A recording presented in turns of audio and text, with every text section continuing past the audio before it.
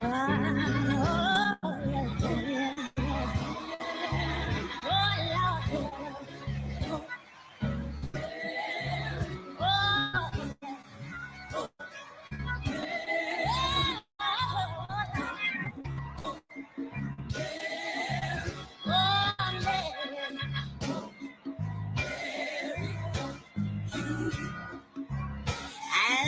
tell your sister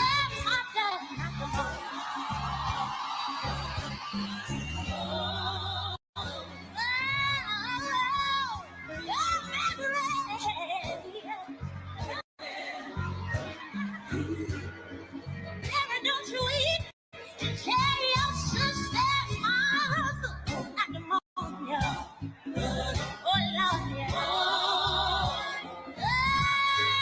Because Pharaoh's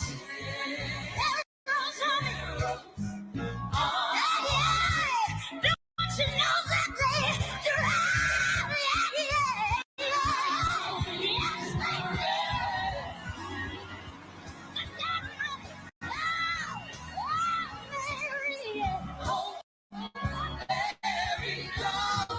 Don't you eat Mary? Sooner or later, change gotta come.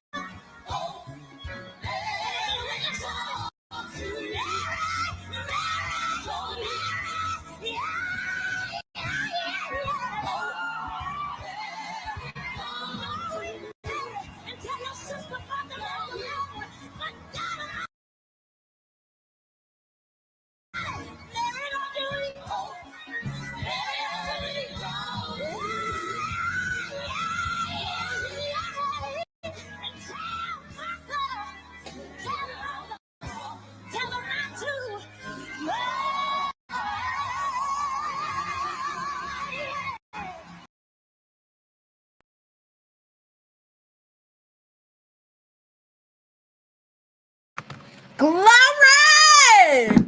Glory! Glory! Tell Mary, don't weep. Don't weep, Mary. Weeping may endure for a night, but joy cometh in the morning. I know that's right. I know that's right. Hey, y'all. Hey. Let me fix this stuff. How you gonna fix it? There we go. That's what I said. How you gonna fix it? How you gonna fix it? All right, we have a special service announcement. Before the shenanigans, Jarrett Hawkins would like to remind everyone to plan your vote and be sure that you all follow through with voting. Early voting is now taking place. Me personally, I like to vote on the day that we're supposed to vote, like not the day we're supposed to vote, but on the actual day that they deem voting. I like voting on that day. Don't worry, my schedule is clear. I know where my voting poll is. I've participated and I am ready to get my voter sticker. Ooh, the New York Strip. Who did that? It wasn't me. I'm gonna just put it like this. It was not me. Who is rolling on Mary's body? It was not me. I didn't do that. I would never do Mary like that, but I will definitely share it. Oh, Lord. Ooh. Boy, Bethune-Cookman, y'all thought y'all had something in that first half. I ain't gonna, I was like, y'all boys must have went to the beach. Did y'all go to the beach? Y'all was right there. Well, I'm not gonna say that they were, I saw some players, they were on their balcony, of course, but they were beachside. Braxton! They were beachside. Like open up and I said, okay. Can you vote at the DMV? No, you have a voting poll and you can look. Every state has their designated website where you can look up and see where your voting poll is. Mine has been the same one. So it looked like, you want me to do that one? Oh, Braxton has a special request, y'all. He made it big time, Willie!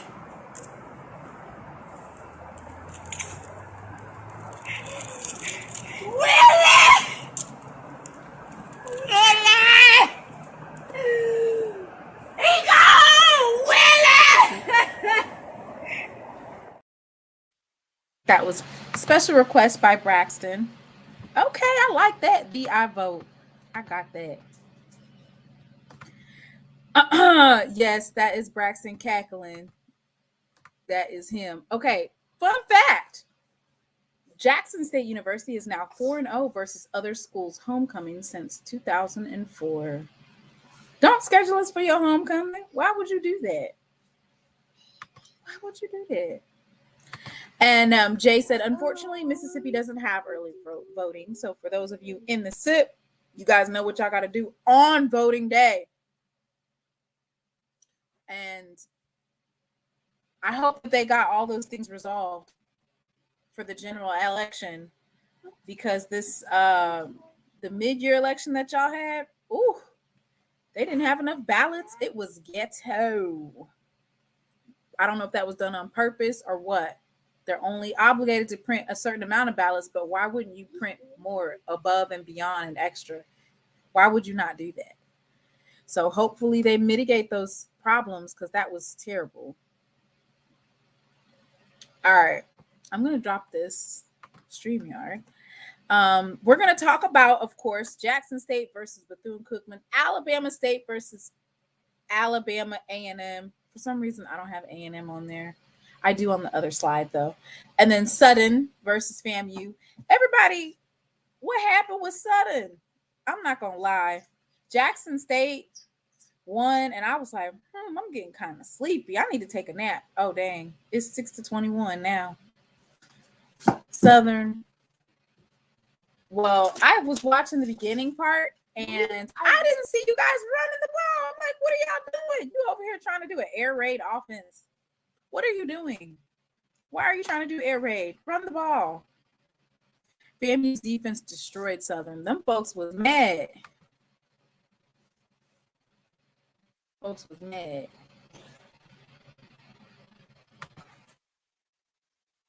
Look, did y'all see they was cheating at Bethune-Cookman? Some of these penalties I've never even heard of. Sideline interference all the way down the wasn't even close to the game or where the actual play was done. You guys did a sideline interference to take away a touchdown, and y'all think y'all getting ready to go toe to toe with us. BCU fans were a class at the game. Now those refs were trash.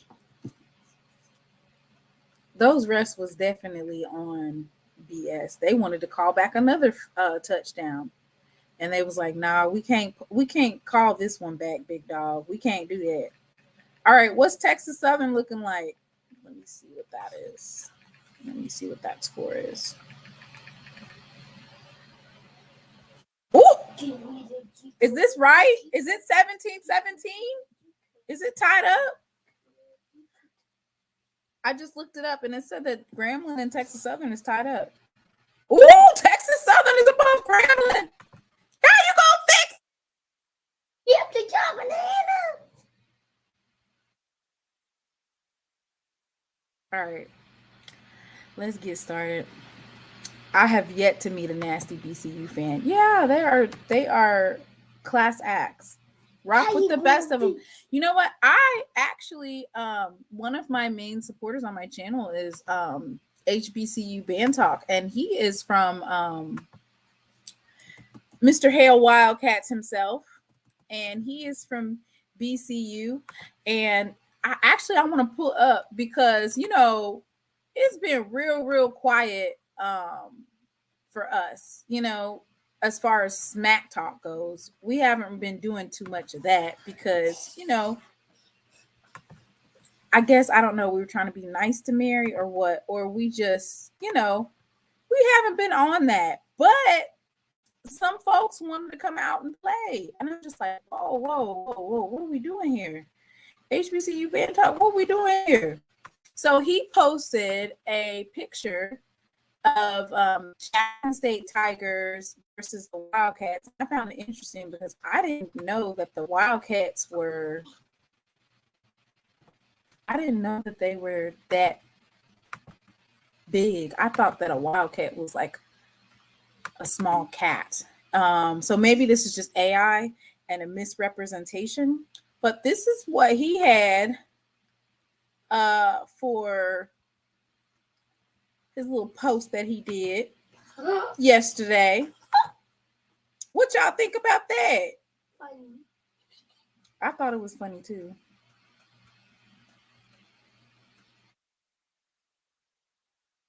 I need to actually look up and see what a Wildcat is. Wildcats. Let's go Wildcats. But we do know that song, don't we, Braxton? Yeah. We can play that too because and before we get started, what did you guys think of HBCU Go?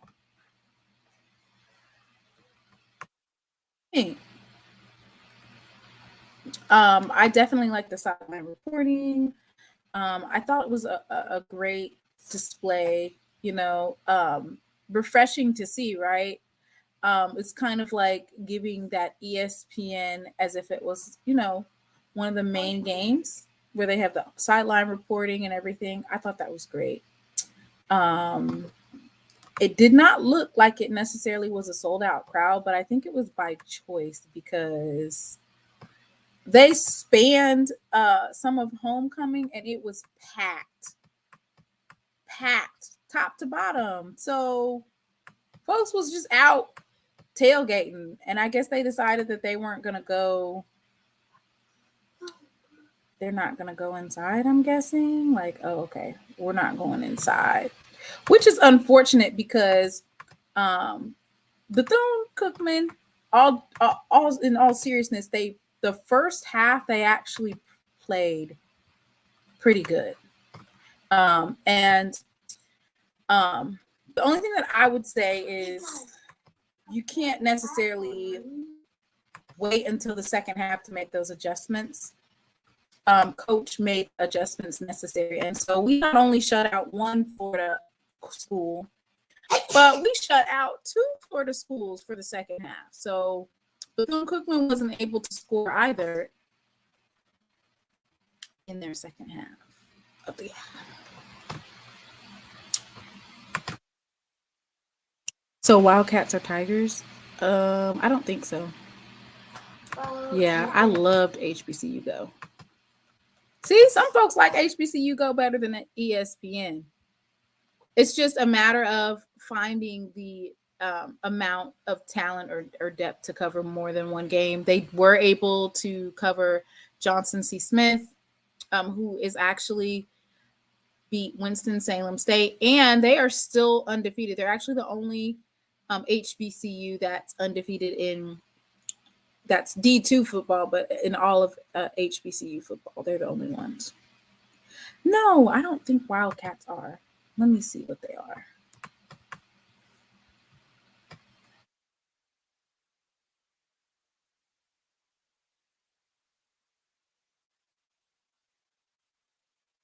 They got an African Wildcat and they got a European Wildcat. This is what a Wildcat looks like. It looks like a larger than life stray cat. No. That's what a Wildcat is. It looks like just, a feral cat. Dang, they said FAMU about to score again. They about to run the score up on Southern because they're mad. You know what? Watch FAMU be like, we got it. We this, we that. It's like, we already beat you.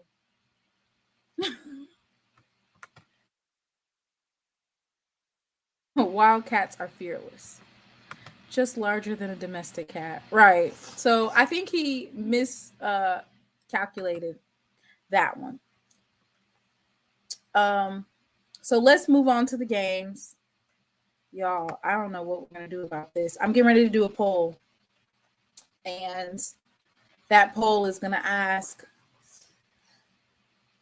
do you think that Coach Maynard will finish out the rest of the season?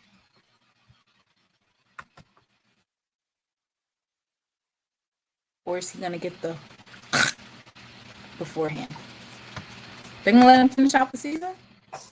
No. Braxton, why are you saying no? Why you say no, Brax? Poor. All right, y'all. This Alabama State versus Alabama A&M game, it just got worse and worse and worse. And then you thought that there might be some light at the end of the some light at the end of the tunnel, and it just got. Mind you, Alabama A&M was first in the SWAC for offense coming into this week. I'm going to pull up the stats for you guys because it also is a warning to Jackson State, right? Because even though we have a decent offense and we have a formidable defense, you definitely are going to have to take into account the way that Alabama State was able to shut down Alabama A&M's offense. Now, I will say this, Alabama State, I don't think they've scored 27 on any team outside of maybe Miles and maybe one other team. I think they ran the score up on, what was it, Valley? But the fact that they were able to put 27 points up on Alabama A&M is telling, right? So that means that they might have found something offensively, mid-season, of course.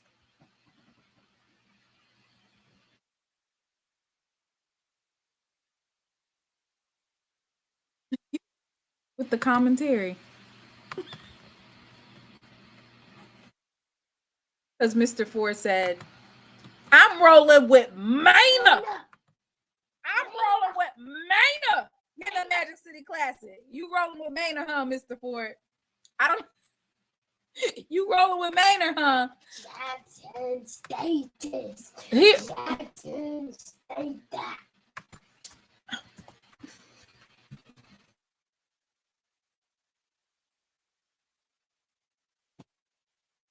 All right. So first of all, let's say kudos to this Magic City Classic. The attendance was 69,125 people. That's just in attendance in the stadium. That doesn't include outside, right?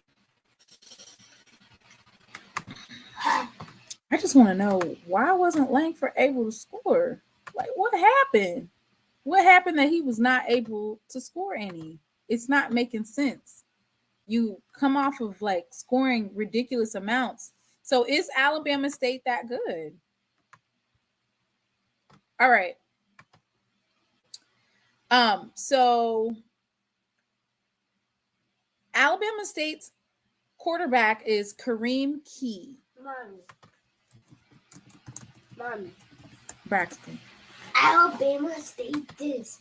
Alabama State that. All right, let's look up Kareem Key. Kareem Key is 5'10". He's a redshirt freshman from Adamsville, Alabama, and he weighs 185 pounds, and he graduated from Minor High School. He spent 1 year at Point University before transferring to Alabama State. Played for Trevor Ziders. He's majoring in computer science. Like, there's not very much information on Kareem Key, right? There's not very much that I can see. But he passed for 14 of 20, and he had 131 yards, 2 touchdowns, no interceptions. His longest pass was 31 yards and 1 sack. Okay, not too shabby. Not too prickly. Not too shabby. Not too prickly. Not too shabby.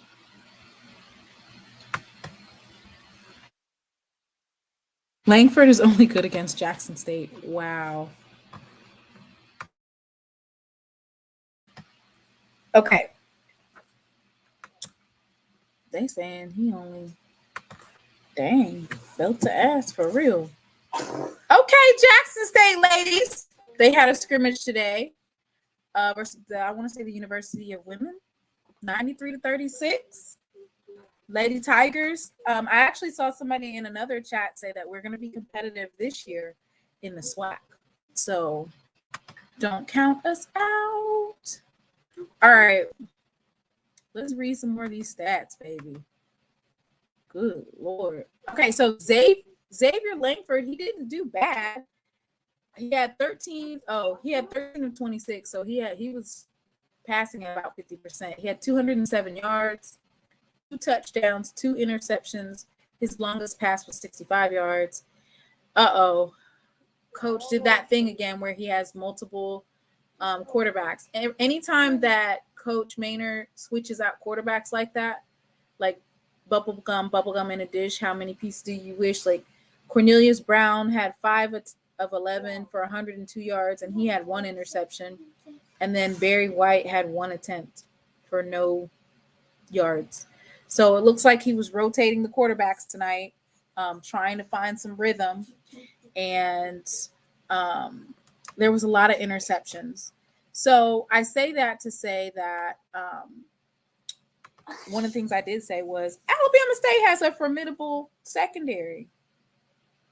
Very formidable secondary. You have to be cognizant of that and not think that, oh, it's not going to happen to us. So that is why this Alabama State versus Jackson State game, it's almost like SWAC Championship 2.0 for Jackson State, right? It has the same implications and same weight as the FAMU versus Jackson State game. Alabama State is actually second right now in SWAC play on the SWAC East side.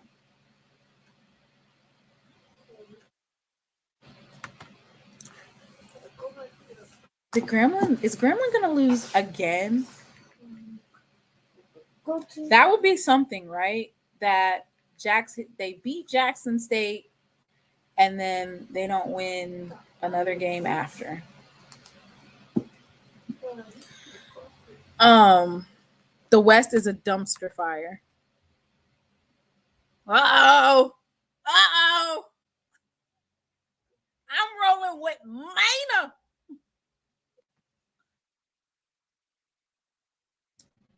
Mr. Ford, don't you get on here clowning.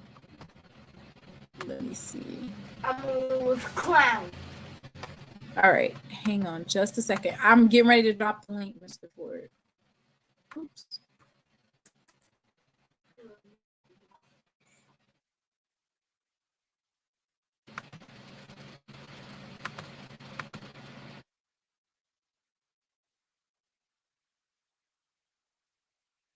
Mr. Drop the link.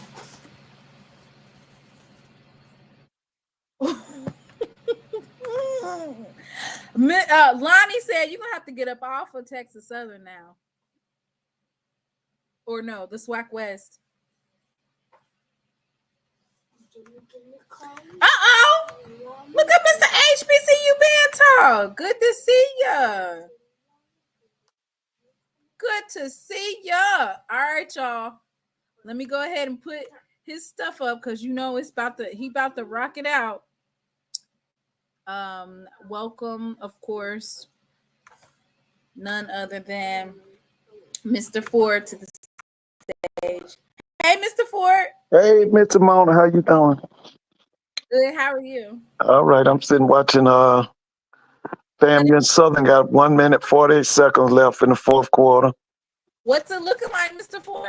What's it looking like? It's a FAM 24 and Southern 6. Oh my goodness, that's almost like belt to ass, ain't it? Yeah, they really turned it on in the second half. They better do something, right? Oh yeah. After that big loss to Jackson State, Mr. Ford, you know you started some myth, right? What did I start, Mr. Mo? Because you was on my live and you was talking about the quarterback club call, right? Uh-huh. You said something about, "Ooh, you can't wait till that quarterback call. You know it's gonna be a mess." Da da da da. Uh-huh. So they had the quarterback call the very next day, and it was Uh-huh. on YouTube, Right. and they was cutting up in the chat, Oh, they Mr. were? And they tried to blame me and said that it was my fault. They over there talking about, yeah, that's her fault. She's the ringleader. I said, what? I didn't even know you guys were having a call. I mean, you spoke about it, but I wasn't on the call and I didn't have a heads up or anything. They was cutting up in the chat, Mr. Ford. Oh, for real? Yeah, and the folks on the chat, on the live was mad too. They was mad just like you said. They was asking them, does the offensive coordinator know we're a pass first team? Oh, yeah. Yeah, he opened it up more tonight now. He did. But I'll just Dan, say this. Did they open it up more, or were they just more effective against Southern than they were no, Jackson? they opened it up more. I don't know how many pass attempts they had and how many completions, but they were throwing the run tonight. They opened it up. They opened it up. I Mhm. will say this. I'm gonna just tell folks like they told me when I had my chat open during SWAC Media Day. Just close your comments when you have important people that are talking.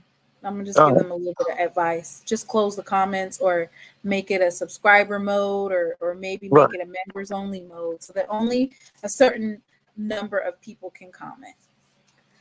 Oh, I'm sorry. What was the question? I done forgot the question. Ooh, Mr. Ford. I thought Uh-huh. you was rolling with Mana.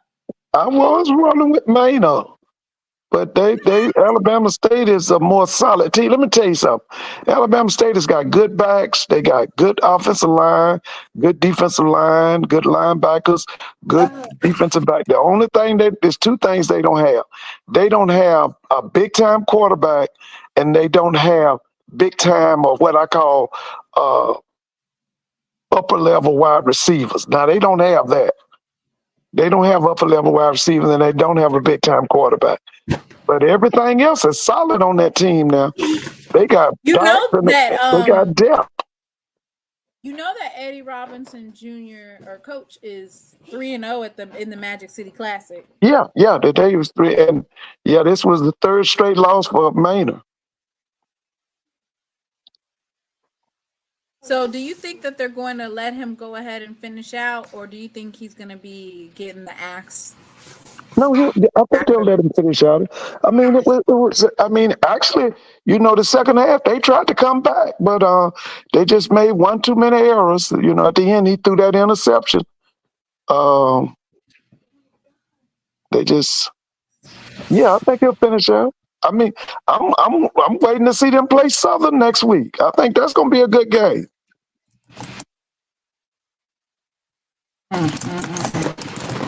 And let me say this: the best half of football today for Bethune-Cookman was today against Jackson State. They played a good first half, and I want to know more about that. Is his name Luke Sprague? What's his name? Sprague. His name is Luke Sprague. Oh yeah, where has he been? Has he been on the bench the whole year? I don't know. I think he was injured or something. I really He don't looked know. good. They said Listen, that that was he was the backup. I said the backup. He that played guy looked good, man. a little bit against Valley. Uh huh. You know what? I think he caught Jackson State completely off guard because we're used to Cam Ransom. Cam Ransom is he's a quarterback that he can throw, but Right. his claim to fame is being able to also run, right? Yeah. Uh huh. And I don't know if Jackson State's first bit of film maybe was geared more towards Cam Ransom. It would be interesting to actually see if that was the case. Like, did you think that Cam Ransom was playing and was surprised with the Luke Sprague, because that would explain the breakdown in the defense. Like, I Well, was like, I thought that the guy today, he utilized every aspect of that offense. They were able to run, they were able to throw. He was using he was using the backfields out the curls. He was using he was throwing it downfield. He was hitting the house. I just thought he looked good today. I thought that was the best half of football that I've seen Bethune-Cookman play the whole year. That was a really good half for them. it had us like, it was kind of like, oh, okay, we just trying to see what you got, right? Because you're saying that it was the best half, right? But after that, the second half, they were totally Oh, y'all exploded in shut that second half. Y'all, down. that explosiveness. It rose his head today. They didn't score a point. And my only question for this is, against like say for instance, like a South Carolina or North Carolina Central, will that type of play work where you're waiting on those adjustments in the second half, or do you have to make those adjustments by the second quarter? So in the third quarter,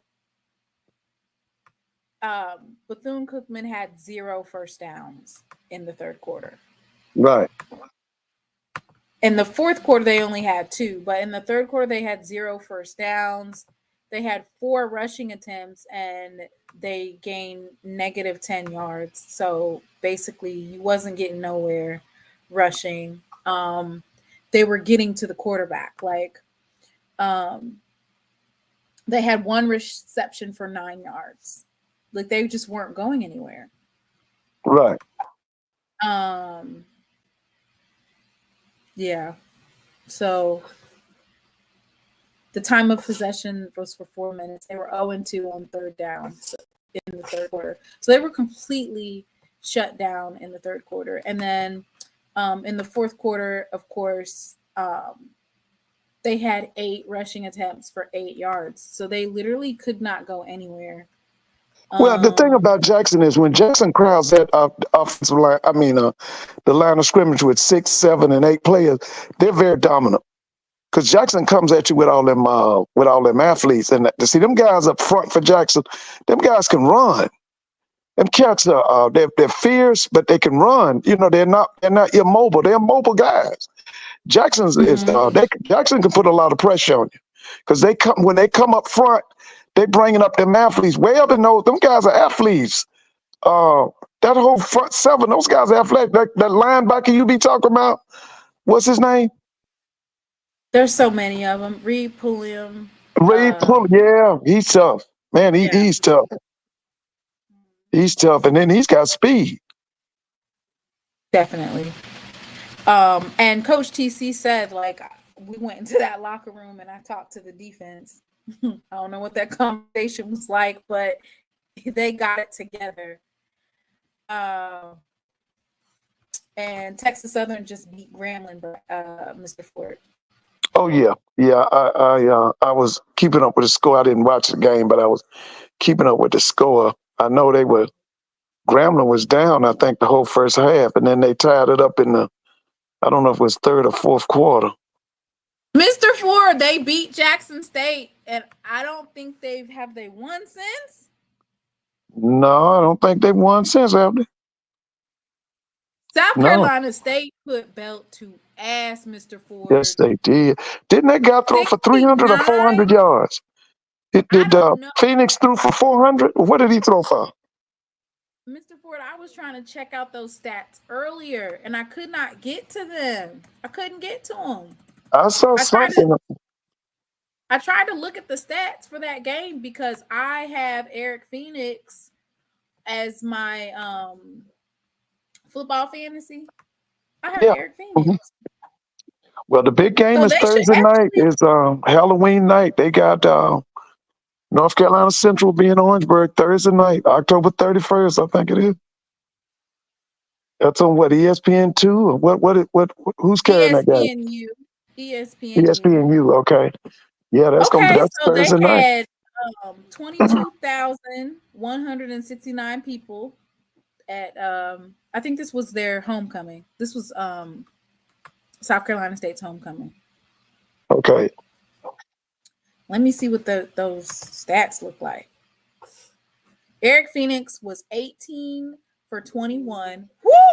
18 for 21 Oh, he was for hot. 341 yards, 4 Oh yeah. touchdowns, 0 interceptions. His longest throw was 75 yards. Right.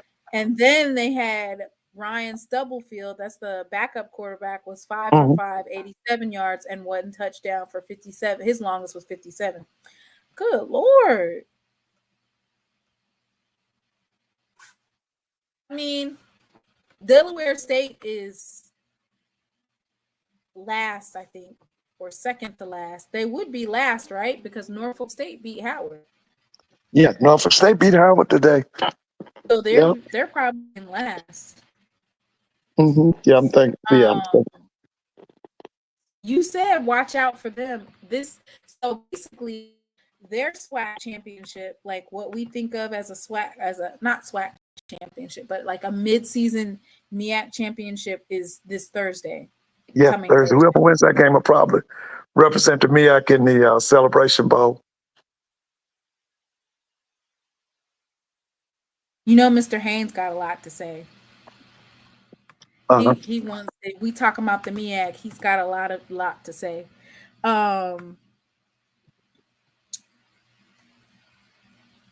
Delaware State is embarrassing. You know what? I can't really say anything about Delaware State because we got some of their best players, right? So we got Matt Knoll, Right. one of our main pieces of our special teams. Asaias Guthrie also is from Delaware State. So they had some really good talent on their team previously. Savion Wilkerson was on that team as well. So there's a lot of talent that was on that team and they just left. Yeah. Valley was going toe to toe with UAPB there for a minute. Right. Up until the fourth quarter. And what was that final score? I want to say it was 35-21. Right. Okay. Yeah. Good evening, Uncle Willie.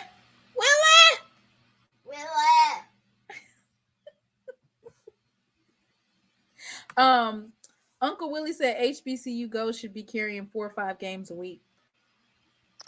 Yeah, anything Charlie Neal is a part of it is a class act, and he's going into the SWAC Hall of Fame also. The owner? Who's going? Who's going to the SWAC Hall of Fame? You talking about Charlie Neal. Oh yeah. I think I saw that at the during the game. Charlie Neal. I saw Charlie Neal, Pete Richardson, and there were some other people too. I am thoroughly surprised that Southern was not competitive with FAMU. Well, I told them that last night. Southern has a staff to me that wouldn't be good if they went high school coaching. Mr. Ford. Yes. I'm not impressed with Mark Frederick. I'm not impressed with Henry Miller. I'm just not impressed with them as coordinators. I don't hear anybody saying, that they would want them if they left Southern. What about Dooley? What about him? You said that Dooley is a good offensive coordinator. I ain't seen nothing yet. What is it? Like I've told you before, I'm not impressed with the Crowley kid. I'm really not impressed with him. Oh, okay. Well, these are the scores for today. We have Sutton. They scored 6 points. Versus Florida A&M, the Snakes scoring 24. Grambling State 17. They fall to the Texas Southern Tigers 24. Prairie View with a late out of conference game for Texas A&M Commerce. They pulled out a win 34-27. Right. Alabama State 27-19. Alabama A&M Coach Maynard, first in the SWAC in offense, falls to the number one defense. So that's what happens when you have the number one defense versus the number one offense.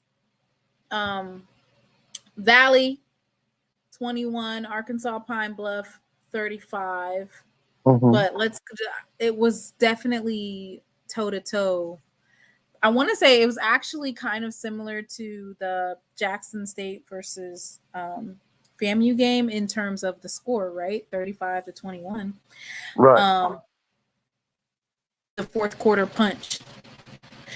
Jackson State, of course, 37-17.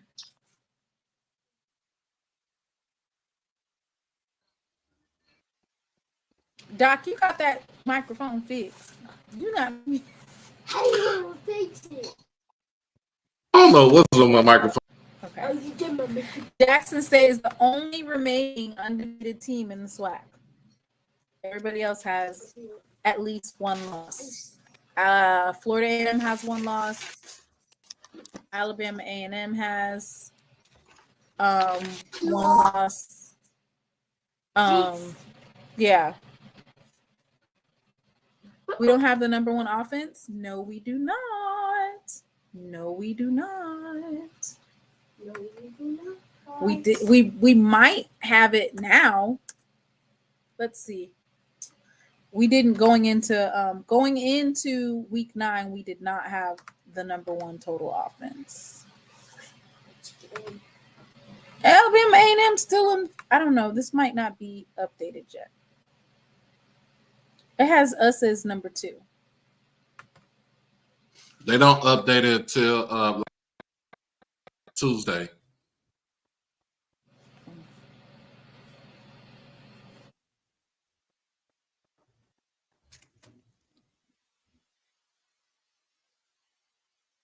Y'all have to excuse my my beloved. Mr. Ford, who you think gonna be in the SWAC?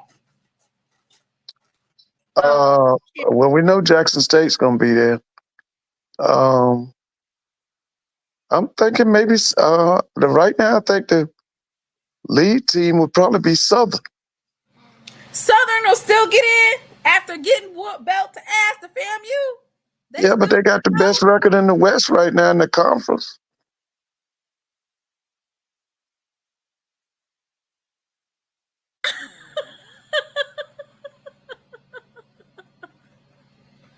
They're saying Jackson State has to see Bama State.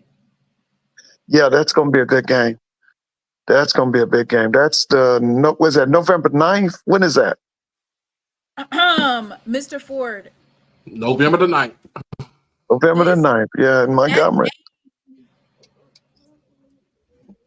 That game versus Alabama State is actually our next SWAC Championship 2.0, right? Because Alabama State is basically second in the SWAC East. Right. This is that loss doesn't count, just like the JSU loss to Grambling didn't count. What loss don't count? That was a non-conference game? Yeah, I think it was. I think that game was a non-conference. Wait, what was a non-conference game? I don't think that was a non-conference game. Oh, no, that one counted. November 9th is Valley, Mr. Ford. You said what date? We don't play Bama State until November 16th. Oh, November 16th. Okay. Right. So our starting center, hopefully he's okay, but he left during the middle of the game. And then Evan Henry wasn't playing. Right. I saw him on the sideline. Hopefully they get rest, right? Because our next 2 games, I'm not going to necessarily call them just easy games, but they aren't games that necessarily would require you to utilize your starters for the full game, right? You could really, especially like Valley and UAPB, even though Valley put up a fight against UAPB, right? Right. These games are probably games where you'll utilize the second string more. You'll try a couple of things. Our homecomings next week, so you know what that means. Now, who are you playing for the homecoming? UAPB. Oh, okay. Okay, you got UAPB. Okay. And their back is actually pretty good. Makai Higgins, he's pretty good. It'll be interesting to see UAPB against Jackson State's defense. Because in terms of like rushing and passing, UAPB has a balanced offense. They had 201 rushing yards and 221 receiving yards. Yeah, that's balanced. They're balanced, right? Yeah, they're balanced. Makai Higgins was 13 of 16. He threw 81.3% for 204 yards and 2 touchdowns. He was sacked twice. Of course, Gibson had 7 receptions for 102 yards for 1 touchdown. Of course, I had him on my. I think there's a chance I could actually take it this week, right?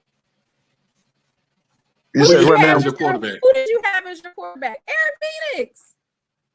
Stop it, Eric Phoenix. He had 4 touchdowns today. I had Walker, Texas Ranger.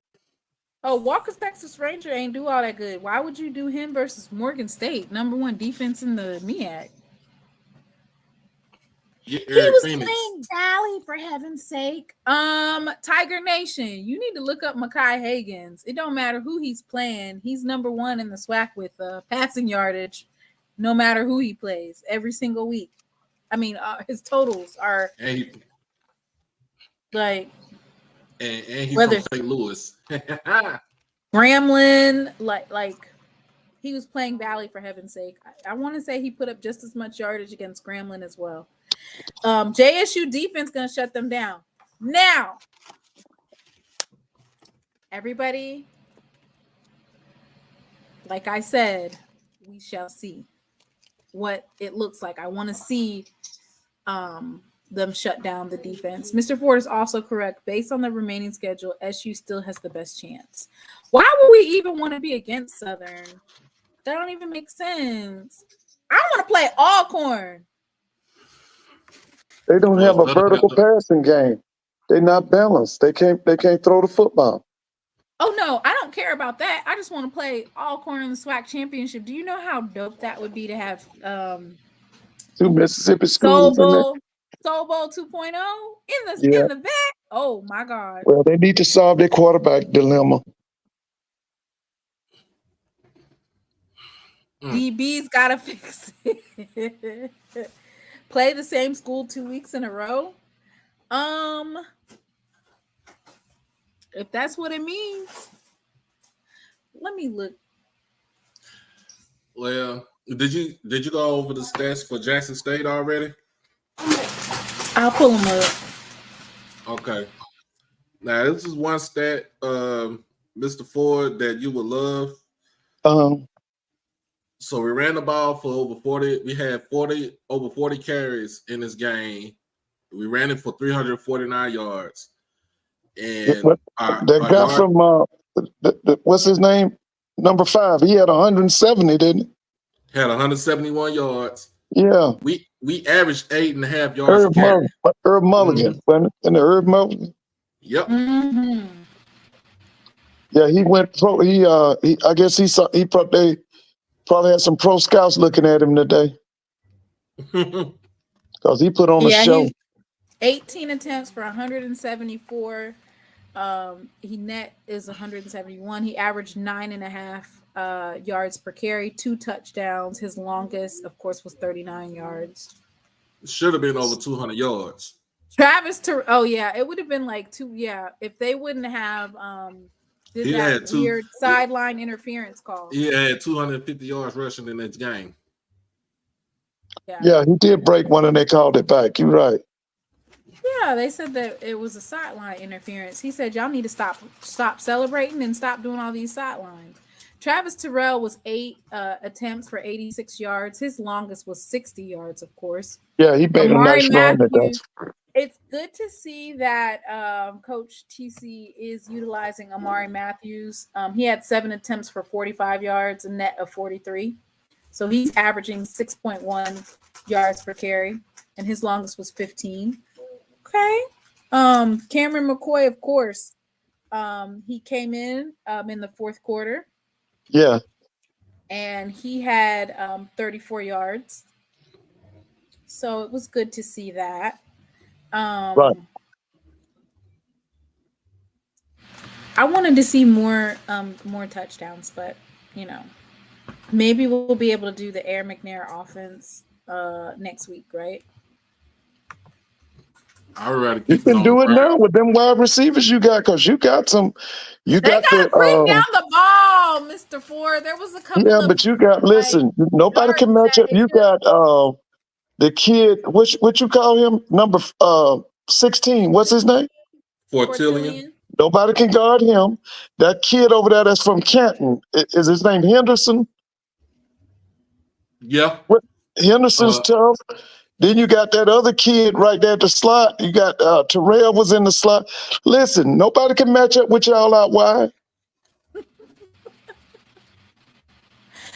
There was a couple of passes. It was just right there. Just reach out and touch somebody next to you. It's like right there. It was some beautiful passes. You got to see Cam McCoy. He had some beautiful throws, right? Yeah, he did.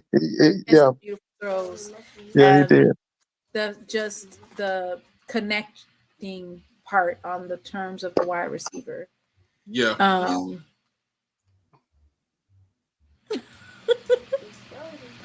Why y'all keep asking me where all of them are? Rico is out for the season. Okay, let's get that straight. Rico out for the season. So Kobe out for the season. We're not getting ready to talk about who's in and who's out. Whoever you see playing is who you see playing. It's been belt to ass with whomever is out there, okay?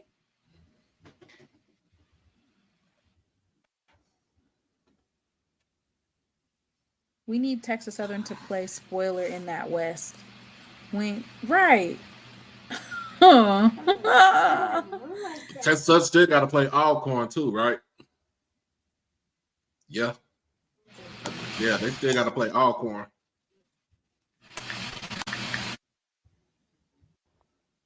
Look at the snakes in here trying to troll. At this point, you can't really troll. You guys already lost. We don't want to go back and forth with you because you lost. You're done for the season. We don't want to go back and forth with you. We're done trolling the snakes. You guys don't have a way to win, do they? I don't think so. They kind of do. They got to rely on people. What people? Is that why it wasn't Kelvin in here talking about some hell Wildcats the other day? Yeah, we gotta rely on. They gotta rely on some folks. They really want to rely on. They trying to rely on Bama State and Alcorn to beat us. They have to rely on who? So they want to rely on Alabama State and Alcorn because they have the tiebreaker against Alabama State. Okay. So I don't see that happening. You don't see what happening.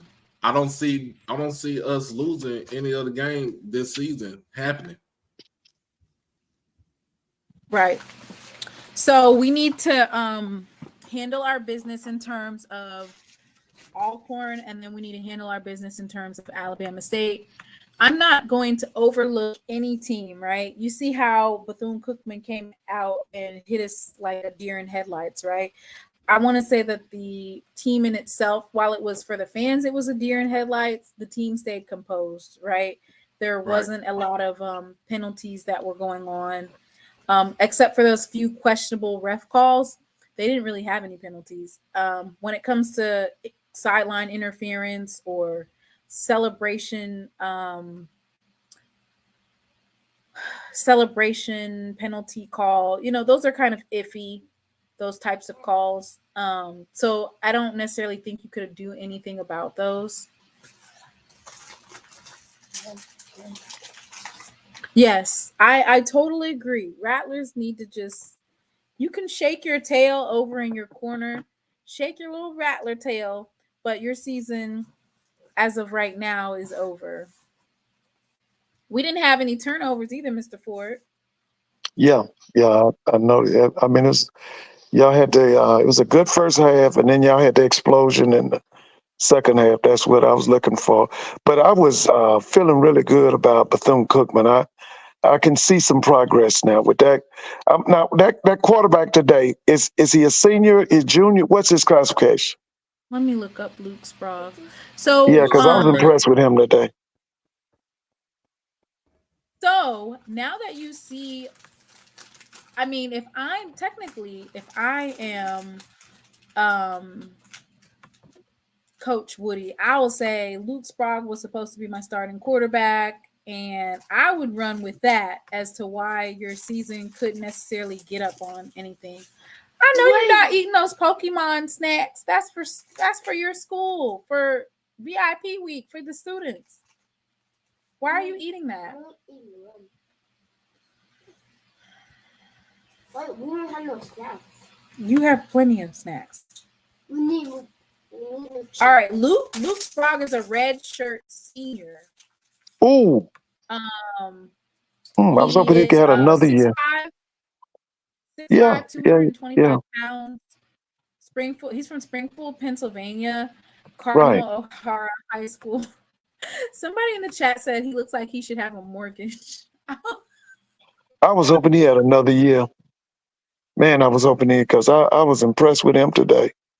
He might have a grad year, maybe. I hope so. That would help Bethune out, because I just thought in 2023 he had rushed 11 yards in a game against Savannah State, had a season high of 223 passing yards and 2 touchdowns, 16 rushing yards against Texas Southern for the season high and had 1 rushing touchdown. And then he recorded 43 passes against Southern University. That was last year.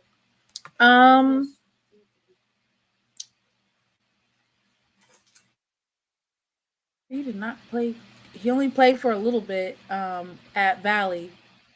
He actually played decent today against Jackson State, even with all that pressure. Yes, he did. Right? He played decent. So he played 15 of 23 for 65.2%, 190 yards for 2 touchdowns. His longest throw was 22 yards. He attempted to rush twice, and he has negative 10 yards. Baby, that defense was on him like white on rice. They was not playing. In the second half, he couldn't get nothing going. Yeah. Once they, like I said, when Jackson brings that pressure with those athletes up there, they're very dominant. Because see, them guys in that front 7 can run. All them guys can run. Quinn was on some let me see what y'all got in the first half, right? Let me see what y'all are doing. Let me see what y'all got. And then he's like, oh, that's what y'all got? That's it? Okay, that's easy work. And then he just made the adjustments and was able to basically shut them down. So that's something that I would definitely look forward to against UAPB, against that type of offense, because they're a passing offense and a running offense. And going into Alabama State, 27 points for Alabama State is pretty big, right? Versus Alabama A&M. Is this because Alabama A&M didn't have a defense? What is it? Well, I mean, that running game got loose today. Those 2 backs. Like I said, now, when I looked at personnel-wise, The only thing that Alabama State doesn't have is a big-time quarterback, and they don't have big-time wide receivers. They got everything else. They got top-notch DBs. They got linebackers. They got defensive linemen. They got offensive linemen. They got running backs. They got good special teams. You know, he's built that team. It's just that, like I said, he doesn't have a quarterback that you can write about, and he doesn't have big-time wide receivers. That Johnson kid leaving them, that really hurt them.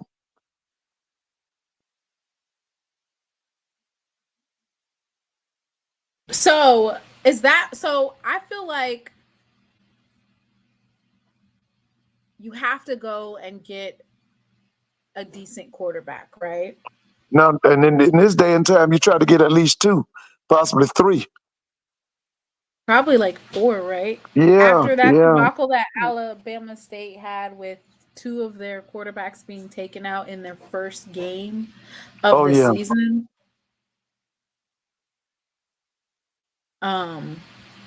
But I mean, he's a redshirt freshman and he's doing it, right? He's doing what needs to be done offensively to get a win. So when I think about, let me look up Alabama A&M's offense or defense in the SWAC. Where are they ranked at? So defensively, Alabama A&M is 5th overall. So I think that's probably what it is. And Southern is supposedly 2nd in the SWAC in defense, but they wasn't playing like it tonight.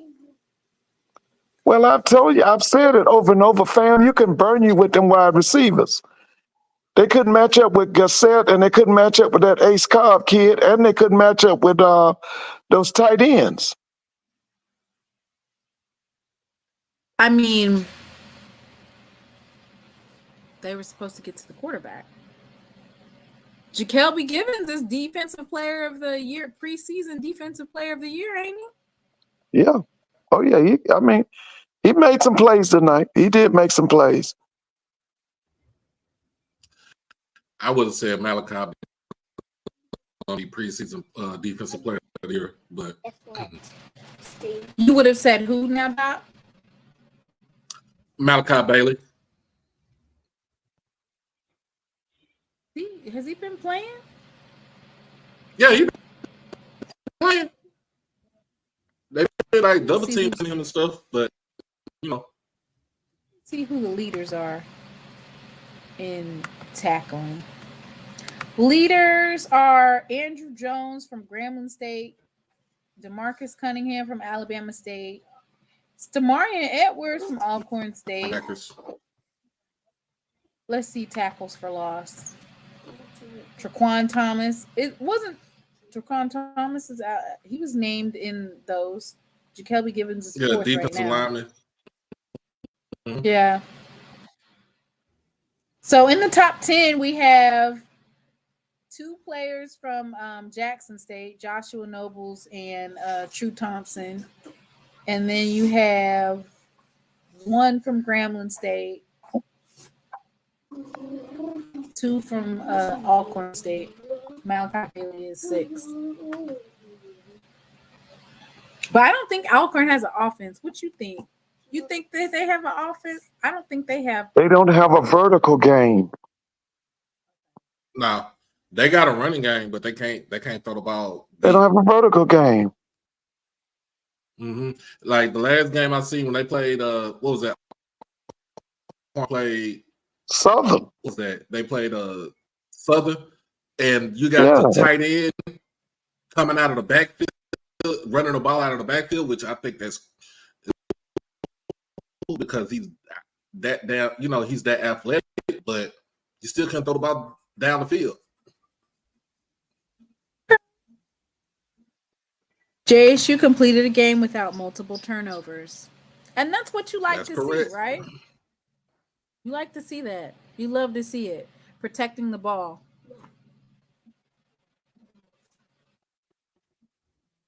All right, so let's look into next week since, Alabama A&M pretty much, they're done for the season. Well, they got to play Southern next week. That's going to be a big game. That's in Huntsville. Yep. You said that's a big game. Yeah, Big game Yep. for Southern? yeah. They could knock. That could be another loss for Southern. Dang. Let me look at these SWAC standings because y'all make it seem like I'm saying for Alabama A&M, they don't have a way to win. They're 1-2, so they dropped 2 in the conference. They're 3-4 overall. They're 3-1 at home. Yeah, I'm gonna tune into that game. I think it's a 3:00 game. I'm gonna watch that game. They play in Southern. I'm gonna watch that. Big JSU with 4-0 in conference, 6-2 overall, 3-0 at home, 2-2 away, and we have a 4-game win streak. Mhm. And then Alabama State, of course, 3-1 in the conference, 4-3 overall. So, if Jackson State and Alabama State have the same overall conference record, it's whoever has the win over which team. That's how it's going to work. What was that? If Alabama State and Jackson State have the same conference. So then you go to the tiebreaker. Stop, Braxton.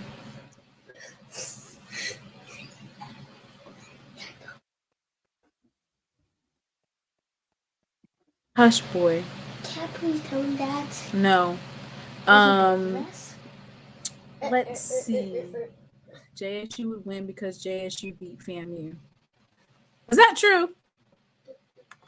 Yeah. That will go a long way towards y'all being the. I really don't see. You know what? I'm looking forward to this Jackson State and Alabama State game. I'm also looking forward to see what Tony Hall can cook up next you week. still riding with Maina? Yeah. You know what? I don't want to see him fired, but I know how those people at A&M are. I think we might have seen his last Magic City Classic because they'll get rid of you over there in Normal. I'm hoping that they would, won't get rid of him, but I think I the guy. think that they were hoping that he would finish the season strong, right? I mean, losing to Jackson State. I mean, for everybody in the SWAC, okay, with Prime at the helm, it was like, okay, we're gonna go ahead and give you these years that Prime was here. We're gonna go ahead and give you those years. But once Prime left and 60 other players, they were expecting for Jackson State to just fall off the face of the earth, right? And Jackson State came in and ended the season 7-4. And so there was a lot of people that were like, well, damn, this man lost 60 players and he was still able to whoop you? And you've been here for how many years? And they were like, okay. Pretty much. We're going to give you a chance to do some straightening, right, with the recruiting in the offseason. All right, this is your year. This is it. This is it, y'all. This is it. And then you got whooped again, right? You got whooped. He got cooked. Did you say whooped or cooked? Both. Whooped and cooked. So we're going to see how that works. Can you hear me? Yeah, I can hear you. Okay. Dang, look at Grambling State. They are in a team. They're at the bottom. They lost all their conference games. They won. Their actual wins came from non-conference games. That's tough. What, in the words of Coach Maynard, I only get paid to play SWAC games, and you see how important they are. Southern fired Dooley after 3 L's to Jackson State. 3? Was it 3 L's?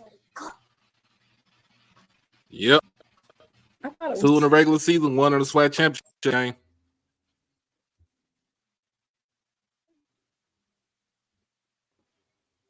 Yep.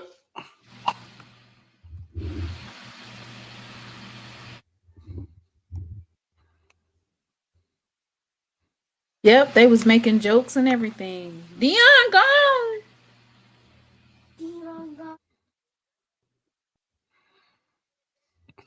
Andre said store has They get been beat by restored.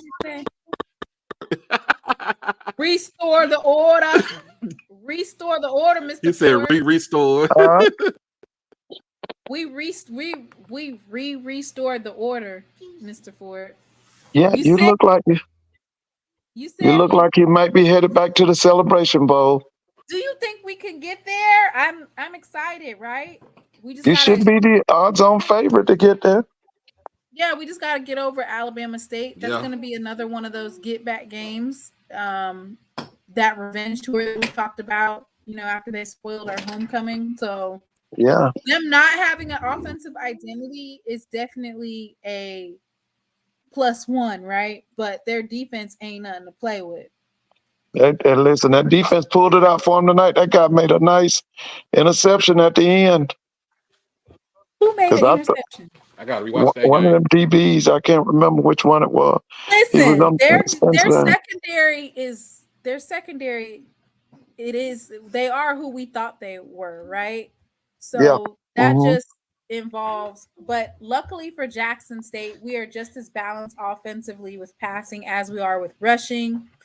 Our rushing it's pretty good. Pretty good. Yeah, you can run the ball. I mean, Irv is tough.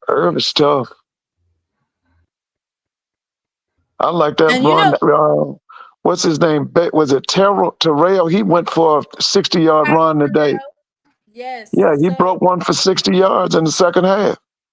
And they only did like 4 or 5 backs today for Jackson State. Our room is so deep. No Diddy. No Diddy. Houston.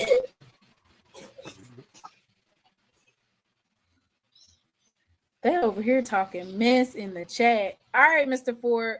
Who you got versus South Carolina State versus North Carolina Central? Who you got?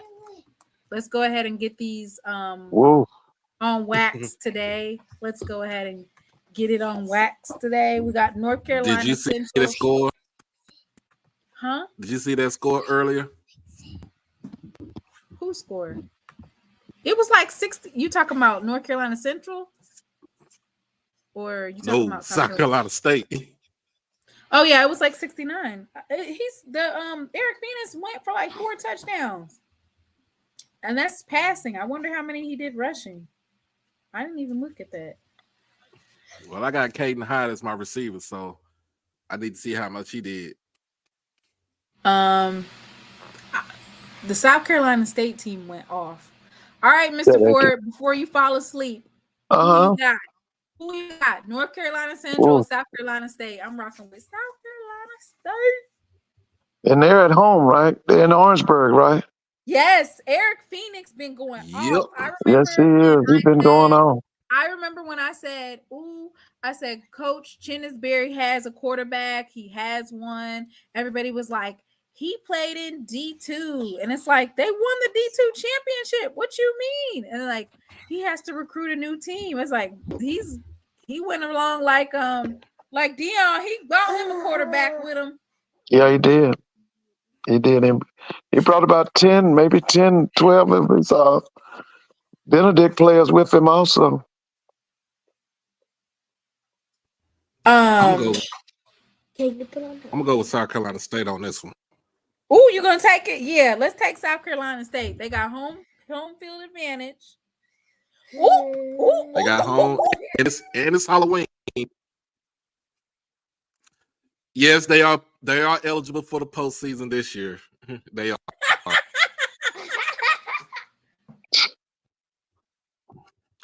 All the stuff that happened was under Buddy Pugh's watch. So okay, so yeah, hey, you know, throw that in there. Talk about, are they even eligible to play after the season? So we want them to beat North Carolina Central, so it ain't them. How about that? We know who ain't going this year, and that's Howard. Yeah. First, can we put out an APB on Coach Larry Scott? Can we put out an APB on Dr. Kanisha and Erica Lee from Howard? Can we put out an APB on Mr. Sean and Dr. Strawn? Can we put out an APB on all the Howard alums? Because they over there having a meltdown. Lord, my son's not going to stop asking me. Let me hurry up and put it on here. You said we need to put a APB out. How you gonna fix it? Howard? How you gonna fix it? Lost to Norfolk State? How you gonna fix it? You know how those conference games hold weight, and you only got 5 other teams in there. How you gonna fix it? All right. So then you got Norfolk State versus Morgan State. Morgan State doesn't have an offense. I feel like their defense is similar to Alabama State's defense. They held North Carolina Central today, and I was like, we need to be. Wait, who did Morgan State play? Didn't they play Central? Yeah, it was Central's homecoming, I think. They held them. Yeah, they did. Like, we need to be looking at, barring that North Carolina Central comes to the Celebration Bowl, that Morgan State defense and whatever they were doing, that's something we need to be looking at. Howard versus Delaware State. After Howard lost to Norfolk State, I don't even think they're going to be able to beat Delaware State. Who you taking, Doc? I'm taking Delaware State. Over who? Howard. Nah, that ain't. I take Howard. So Delaware State is worse than Norfolk? Yes, they lost their quarterback last week. That's the reason why they got trash. Morgan State versus Delaware. Why do they have that? Oh, I guess there's only, I forgot. There's only 6 teams. They only got 3 games. Good Lord. Let's go. Let me go to SWAC football schedule.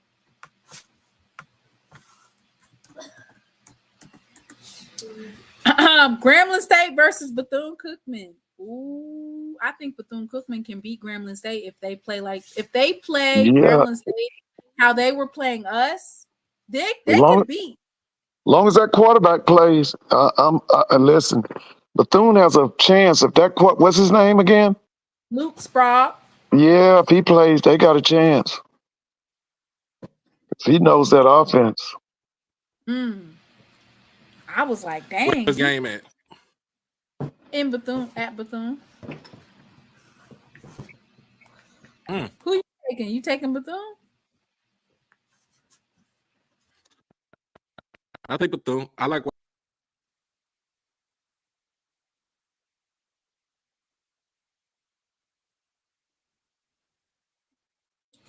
Arkansas Pine Bluff versus Jackson State. Mr. Ford, who you got?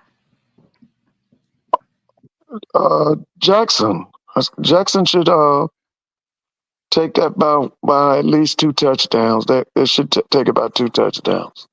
Prairie View versus Valley. Prairie View. Braxton. That's Prairie enough. View. I don't know why. Didn't Prairie View lose to Valley a couple years ago? Yeah, they did. I'm going to take Valley.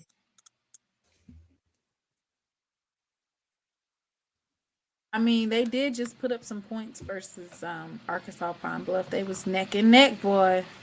And by the way, I was very disappointed in that Southern FAMU crowd. I don't know. Ooh.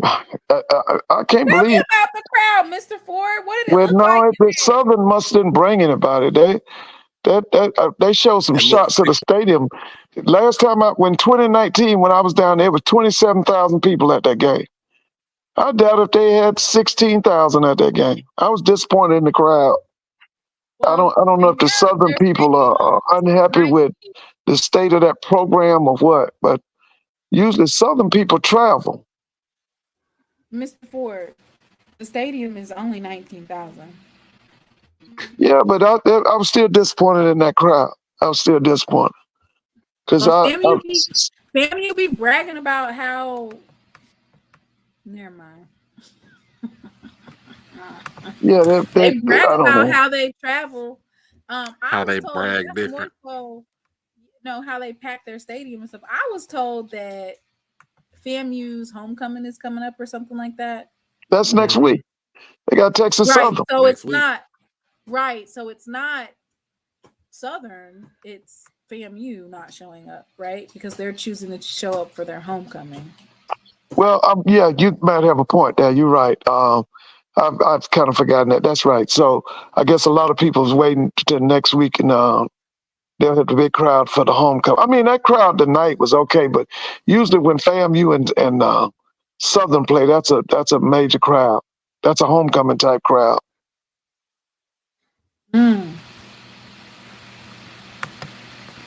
Yeah.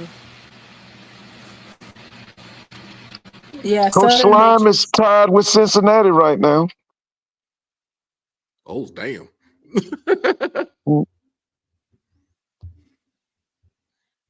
I'm trying to find the. See, they had T set in there for a little bit. Yeah, they did because they benched Noah. He got sacked twice. You wouldn't even. Y'all need to leave T set. Y'all gonna have to get a better offensive line before you put T set out there. He's gonna have to get some weight up on him too. Yeah, he's gonna have to get big. Besides an offensive line, how about an offensive coordinator For who? For Southern? for Southern? And while he at it, how about an athletic director?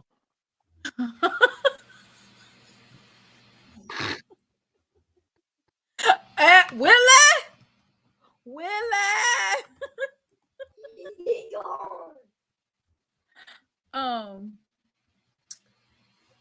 Okay, I sent it. All right, Mr. Ford, you calling out what positions they need. So they need an offensive coordinator and they need a But did you say Willie Totten?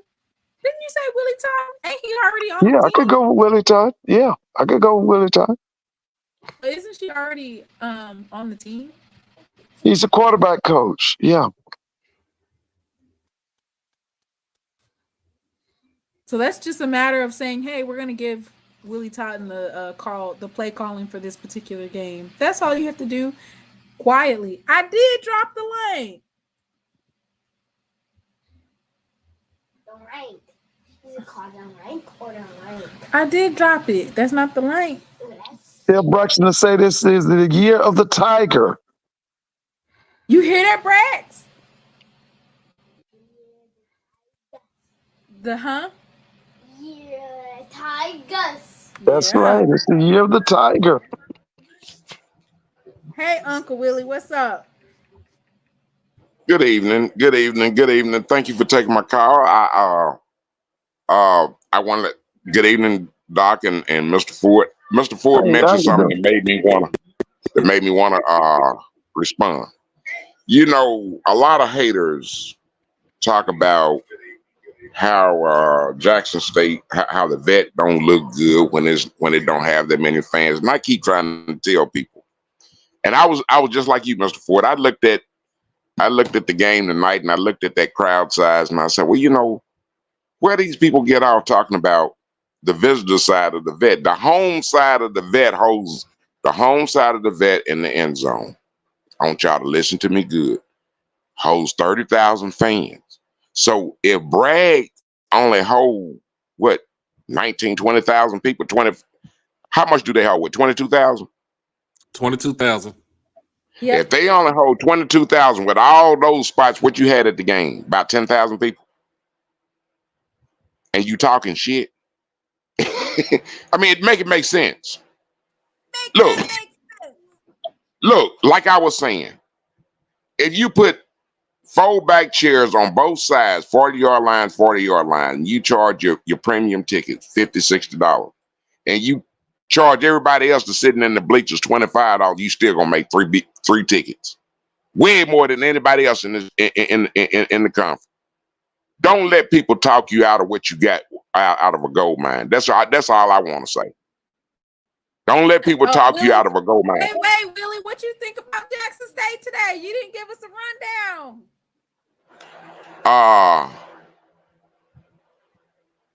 Well, that defense cranked it up the second half. I believe I had a whole thing I was gonna say to you, but I was in the chat messing with the haters. It seemed like Jackson State was just playing with them, just toying with them, giving the people the giving a homecoming crowd their, something to be happy about, be with the festivities. And I just knew it was gonna turn up the second half. I knew they were going. That defense is amazing, man. That defense is really something special to watch. I mean, that defense is really something special to watch. It seemed like they just went and turned on a switch. What them summer guns didn't get like 50 yards the second half, did they? Oh my goodness, it was terrible. They just shut them completely down. They didn't even get a first down in the third quarter. Right. I mean, how many yards completely did they have? I mean, seriously, did they get over 50 yards the second half? Let me go ahead and look that up. I think it was something like that. They probably got a little bit over 100 yards in the second half. It was 22 yards rushing, or was it? We had overall to like 300 yards.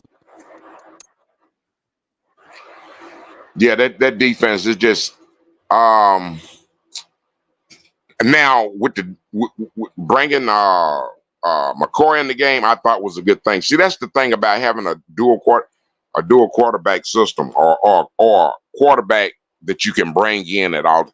See, I understand what Mr. Ford is saying when he was talking about the 4 quarterbacks, but at least 2 quarterbacks, because the momentum of the game can change. And by them bringing McCoy in that second half, it changed the momentum of the game. That's why they was able to score so easy, because now they have to worry about this guy running, and he threw a couple passes out. But I definitely think that he took. I remember you were saying sometimes, or I don't know if it was you or Brother Bakari, that sometimes you have to put the quarterback in so that you can keep them honest. So basically, by Cam throwing that touchdown pass, that got them off of the run game, right? So they were able to run, right? Now you got to back up off because you don't know whether they're going to throw or run. Right. That's exactly what happened. Melandria, thank you, Miss Coleman or Mrs. Coleman. BCU had 67 yards in the second half. That's what I told you. Yeah, they didn't have that. I knew it was something like that. I didn't think they had quite 100. I didn't like it though. I noticed it was 100 but 67 second half. Nah, man, they kicked that. They got locked down, okay? They kicked that. I'll take that. Yeah, that was. Hey, Mr. Willie, are they missing Clifton Bradley? Who's Clifton Bradley? You remember the guy that was a defense coordinator last year? He left and went to South Alabama. Oh. You talking about Jackson State? Yeah. Ooh, you talking about Jay Bradley? Ooh. Oh my goodness! I ain't gonna even get started. Go ahead, Mr. 335. Running no. It was the 335. Yeah, that's what it was. Yeah, and Mr. Ford, every time they put, every time they went to something different, like when they put the 4-man front, or 4-3, they got stops, and they act like they didn't have sense enough to know that worked. And that's what pissed me. That was so frustrating last year. It was just frustrating. But now this defense coordinator and these coaches, to me, I don't think they really know what they have. But they're getting better and better every day, every week. Hey, Miss Every week. Whitley. Listen, I was so sick of seeing that 3-3. What is it, 3? I was glad they shoved it. I hate it. 3-3-5. I hate it. Oh my goodness. And you know And what? people were I telling want to say this. I really believe that we had, outside of us being a little bit light in the linebacker room, I really felt like we had what it took. They just wouldn't run the right schemes.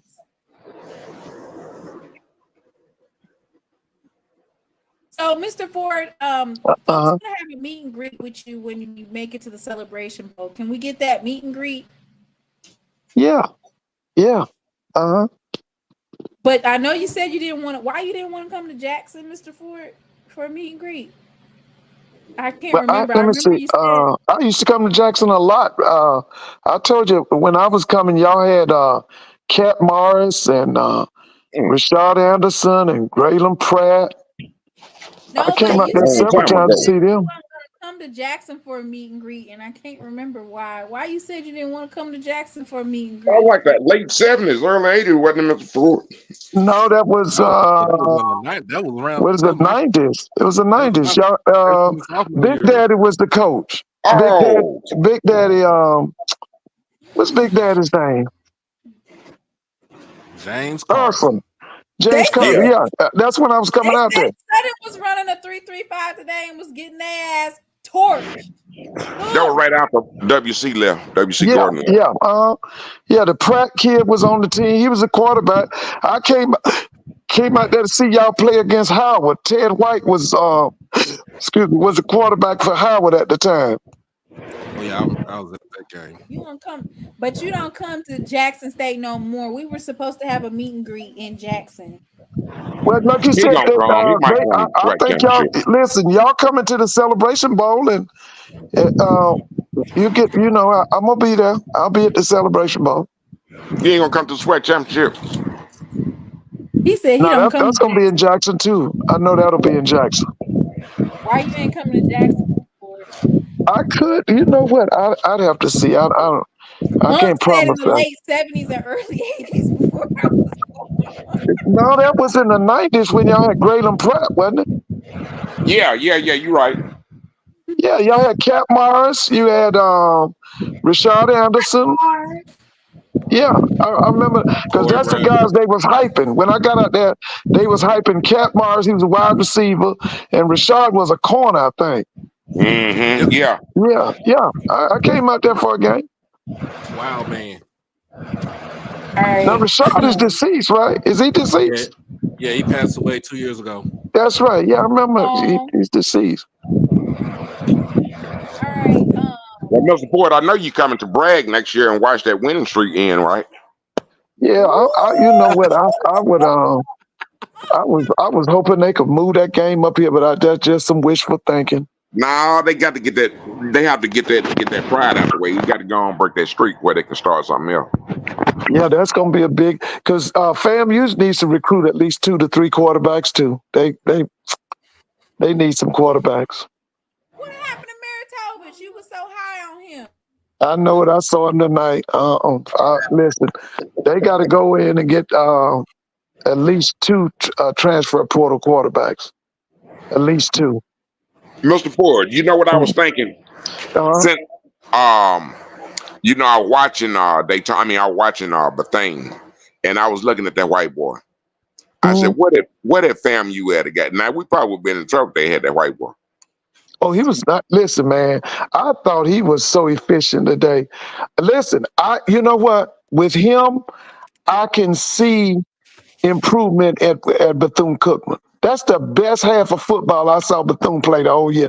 I've seen Bethune play like 2 or 3 times this year. That's the best half I've seen them play. They threw everything that they had. They threw it at us. Yeah, that first half, I mean, they looked like, I could see some things, I really could. And he was directing that offense. He was distributing, and you could tell that the players on Bethune-Cookman, they had confidence in him. That's why I was wondering now: is this it for him, or does he have another year?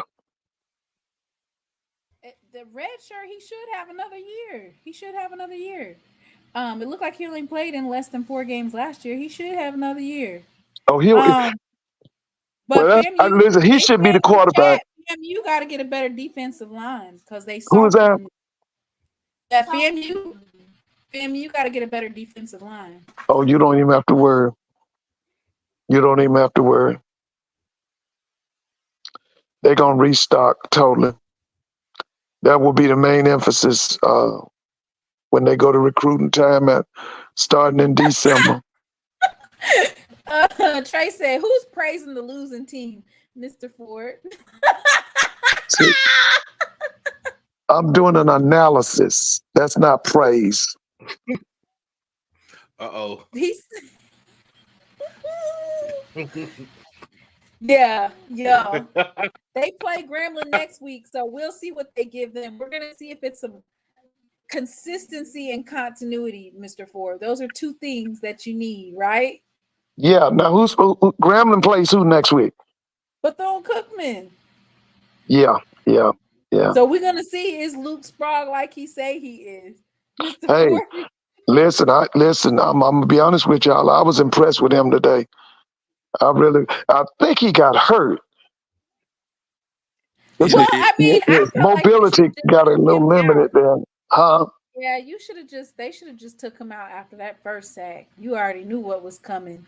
Yeah, because I'm telling you now, when Jackson comes with 5, 6, and 7 men on that defensive line, they are dominant because they bring them athletes, and them guys can run. All of them can run and hit. McDaniel, all Thompson, of them, you name it. That defense can run and hit. Jeremiah Williams. Oh yeah, they are very dominant when they crowd that line of scrimmage. Dang, cramps. Is it a twisted ankle or a knee? Who was that? The Bethune-Cookman quarterback. Yeah, looked like something. Yeah, might have been his ankle, I think. Yeah. You could definitely say my QB was injured for the season, and that's why our season didn't go how we wanted it to offensively, right? Is that a good enough excuse for Bethune-Cookman for the way that this season has went after seeing Luke Sprague in action against Jackson State? Listen, my thing is why he hadn't played. I'm trying to figure out why he hadn't played. I'm gonna say, like, I say they can't. Bethune run the ball early. They relied on a dual threat quarterback. Yes. Darnell Diaz is one of the number 1 in all of FCS for kick return. And Jackson State shut him down today. He was so mad. Oh, he was mad. Kick it away from him. Next year, Mr. Ford, we are going to end that FAMU win streak. Okay. And unlike all these other folks, we're going to definitely take over Bragg. Oh, okay. All right. I'm going to that Alabama State versus Jackson State. Yeah, I need to go. That's my next big game that I want to go to live and direct is Alabama State versus Jackson State. It's almost like battle for the SWAC East 2.0. That's probably our next biggest game of the season. Yeah, that's gonna be a big game. I'm waiting to see what that crowd's gonna look like. I mean, will that be 20, 25,000, whatever, because Jackson's gonna travel for that game. And then they're gonna have a lot of people there. I'm waiting to see that myself. I want to say they have the Blue Bengal bus is leaving from Jackson. I want to say it's $155 with a ticket included for a round trip and with ticket included. I think it's $155. I'm gonna have to get that. That's not flyer. bad. No, How not many at all. miles is it from Montgomery to Jackson? Isn't like 4.5 hours? Is Like it? 4 Let me see. hours. Oh, it's 4 hours. Okay. Yeah, that should be a big game. That should be a big crowd too. I wonder what time that Mhm. game is, though. That's the Is only it It's a in the night game? afternoon. I hope so. It's a night It's game. 4 hours. So it's 4 hours I away think it's in the afternoon. from. I think it's a 2 o'clock game. Oh, it's a Okay. 2 o'clock game. Yeah. They like having them 2 o'clock games. I wish they would have moved it to 4. They should have moved it to Mm. 4.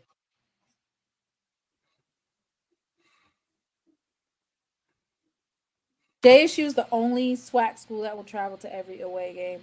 I think that we were a little bit light at Bethune because, of course, we have homecoming next week. Yeah, So, but they did show a section of Jackson State people. They oh was at. yeah, yeah, we was there. Yeah. See, you being over here being messy. Print the JSU built brag T-shirts. I'll do it. When we go to FAMU. Oh Lord, you being messy. Hey, Doc, know. your boys just did sneak. I thought Texas was gonna go to Vanderbilt and blow them out, but that game was close. It ended up Nah, 27-24. that was close. That was real close. Yeah, I thought they would blow Vanderbilt out. Nah, I wanted Vanderbilt that to beat win that Alabama. game. Yeah, Yeah, I think the game was in I want Nashville. Vanderbilt to. Yeah, I want a fan. You wanted Vanderbilt to what now? I want Vanderbilt to win. I'm not a Longhorns fan. Oh yeah, but I thought Texas would blow Vanderbilt out the second half or something. Said that BCU Stadium I'm gonna show you. holds 9,601. The attendance was 9,877. I'm not sure where they were sitting at. Is this the Jackson State It's game? not. Sitting on the ground. Yeah, Jackson State versus Bethune-Cookman. Oh yeah. That's a isn't that a high school stadium? Yeah, Yeah, I No. thought that's a high school stadium. Who do you got between Alabama State and Alcorn? Oh, I got Alcorn. I got Alabama State. It's I think it's it's on the reservation, ain't it? It's on the reservation. Yeah, you got Alcorn. Yeah, I go with Alabama State. Dang! no, it says that it's at Alabama. I want for Alcorn to get that win, right? If we get Alabama State down 2 games, that'll just put a little cushion, just a little bit. And by the way, that game at in Birmingham today was 69,000, right? Yes, 69,125. 69,000. So that's the It largest. looks like Alabama A&M spent more time on the videos and the trolling than they did preparing for that game, because I can't believe they Alabama State had them on the ropes like that. For a minute there, you would have thought Alabama State had an offense. Yeah, they did. Like I said, now I was impressed with his personnel. I'll say it again. He doesn't have a big time quarterback, and he does not have big time wide receivers. But everything else is there. That defense is stacked. He has offensive linemen. He has tight ends. He has running backs. He does not have the wideouts, and he doesn't have a big time quarterback. I remember Jay White said that his them folks don't travel to unsafe cities. That's what he said. But it looked like they traveled to beat him. Alabama State versus Alcorn. That game is going to be in Mobile, Alabama. Oh, that's in Mobile. Yeah. So it's like a neutral site. And that's Alcorn at Alabama State. Yep. I'm taking Alabama State. Gulf Coast Classic 2.0. Yeah, I'm gonna go with they got a serious dilemma in the reservation as far as that quarterback position. They got a serious dilemma. I'm gonna go with Alcorn. Did you see that I'm gonna go video Alcorn on this of one. Did you see that video of Alcorn? I mean, no, of Coach McNair and Southern. Did you see that video? Yeah, the That one video. you showed, the one didn't you put that together? Well, I didn't put the video together. I just put the music behind it. Oh yeah, I saw it. Oh yeah. Okay. Oh yeah. They better It's go in called and enjoy Fred. I'm thinking Fred will get another job. Fred, I'm looking for Fred to get a job. I'm looking for Willie Simmons to get a job.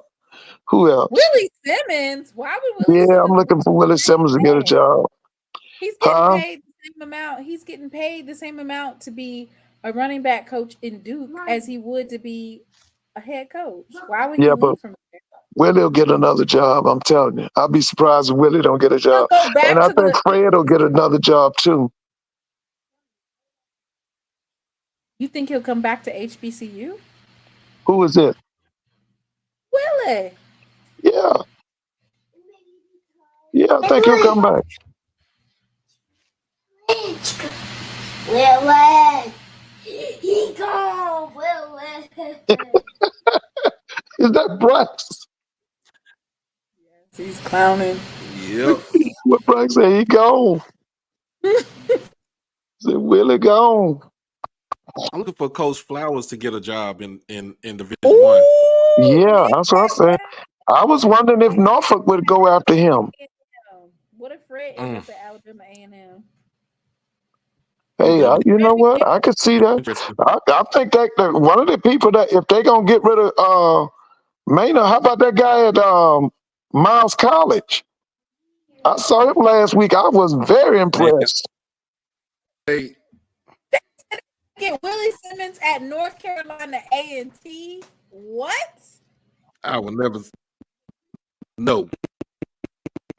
Sean Gibbs And probably by the get way, that the job. word is that some heads are gonna roll at. Listen, that some heads are gonna roll at North Carolina A&T at the end of the season. I'm just wondering how many heads.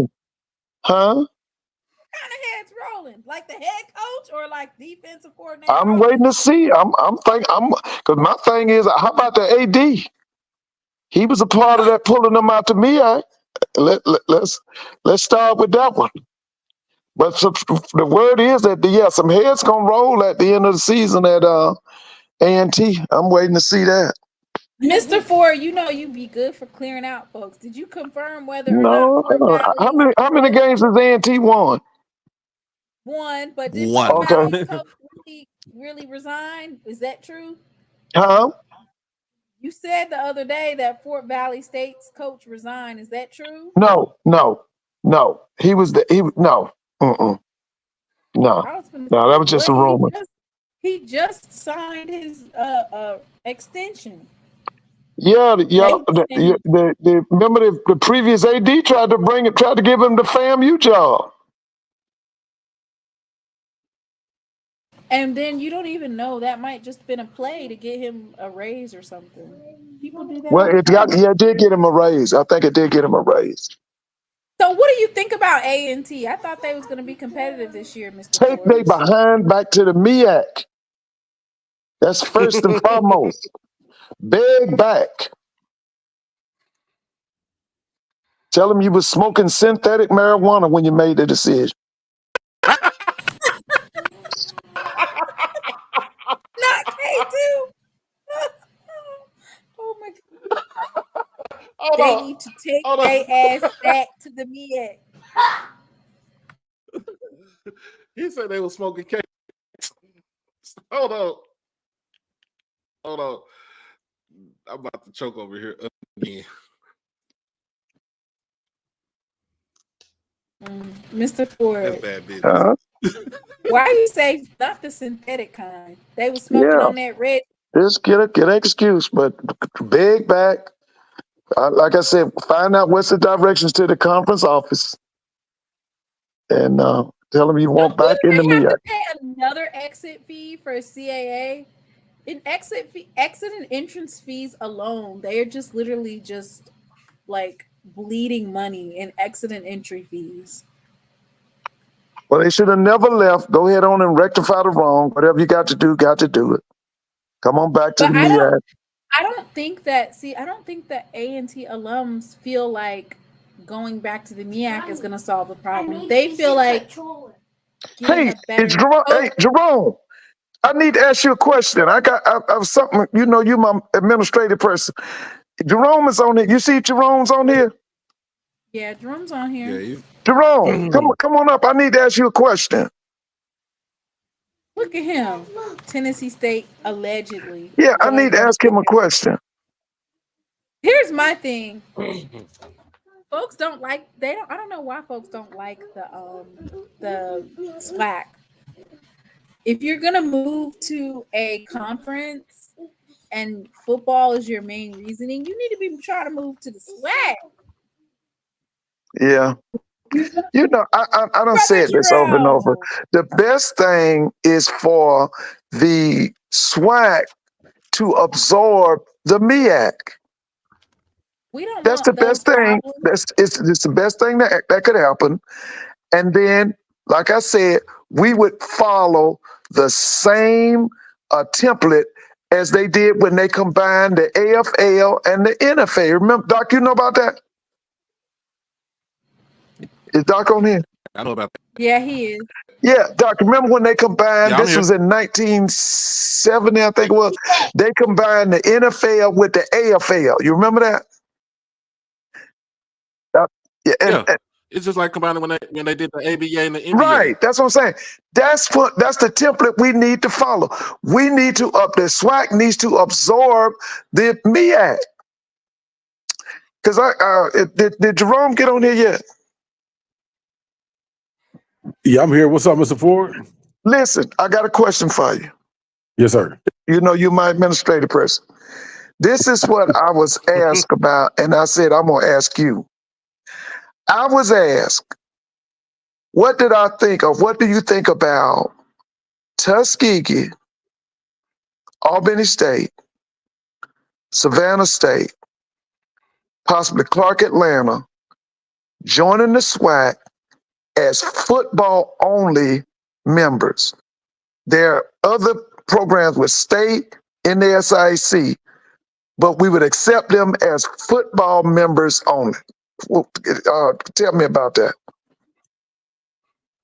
So I would wonder, would they be moving their entire athletic department to D1? No, just the football. Has that ever worked before? That's where Villanova, remember, we talked about it. Yeah. Villanova plays Power 5 or Power 4 basketball, but their football is 1AA or FCS. Same thing with Georgetown University. They play Power 4, Power 5 basketball, but they are members of the FCS in football. Well, I think it works for Georgetown and Villanova because technically that's still considered Division I. I don't know how the NCAA would look at Division II schools playing on the FCS level because technically you still would have to pay that entrance fee to get to Division I. I think it's $1 million. In theory, I mean, it went up to 5, didn't it? Didn't it go up to 5 million? Oh, it may have. I think it went up to 5 million. I don't see really because I was thinking Fayetteville State was going to move up, but I don't think they have 5 million to spend on going D1. But I think culturally, your idea makes sense. It makes a lot of sense because just that whole Georgia Atlanta market, we've got a lot of alumni in that market. But from what I was told, Mr. Ford, allegedly, A&T is supposed to be going to the MEAC as a football member only school, and Tennessee State will be joining the MEAC, I believe, in 25 or 26 as a full-time member institution. The reason why with Tennessee State, the OVC was already kind of breaking apart, so they merged with the Big South, and that that kind of combination, they're still breaking apart. There's still schools within the OVC Big South Conference that are looking to jump ship. So I was talking to a buddy of mine from Tennessee State, and he was basically confirming, the school is trying to be proactive, moving forward.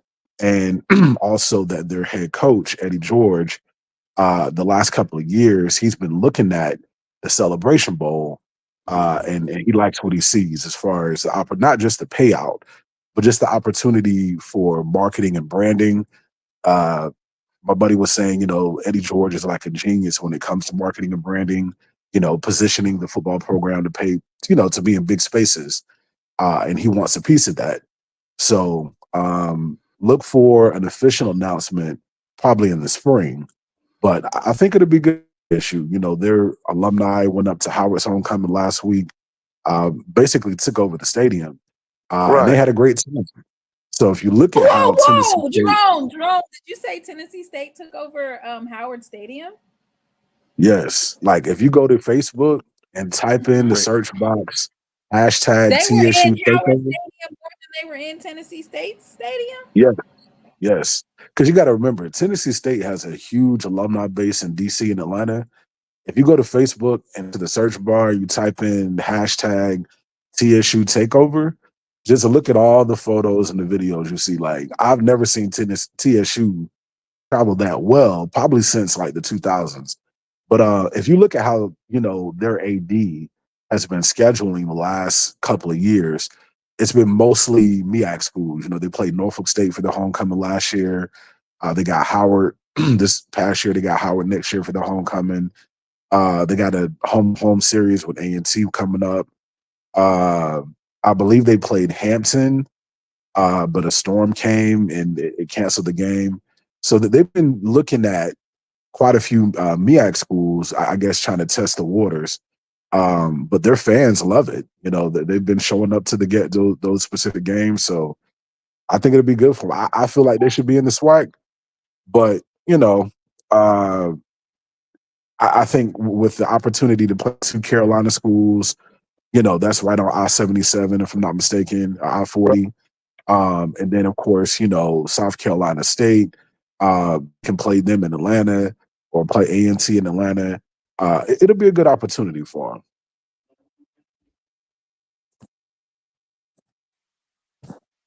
But that's the breaking news for so far from what I've been told by a very reliable sources. And I Now, did see Miss Whitley. I did see what Blue said. I saw it. Thank you. Yeah. Yeah, I So see it. I'm gonna go ahead and read it. You can't do football only for D1 and stay in D2. It's called the Dayton rule. So they eliminated that, possibly because, of course, they want to keep it separate, right? right.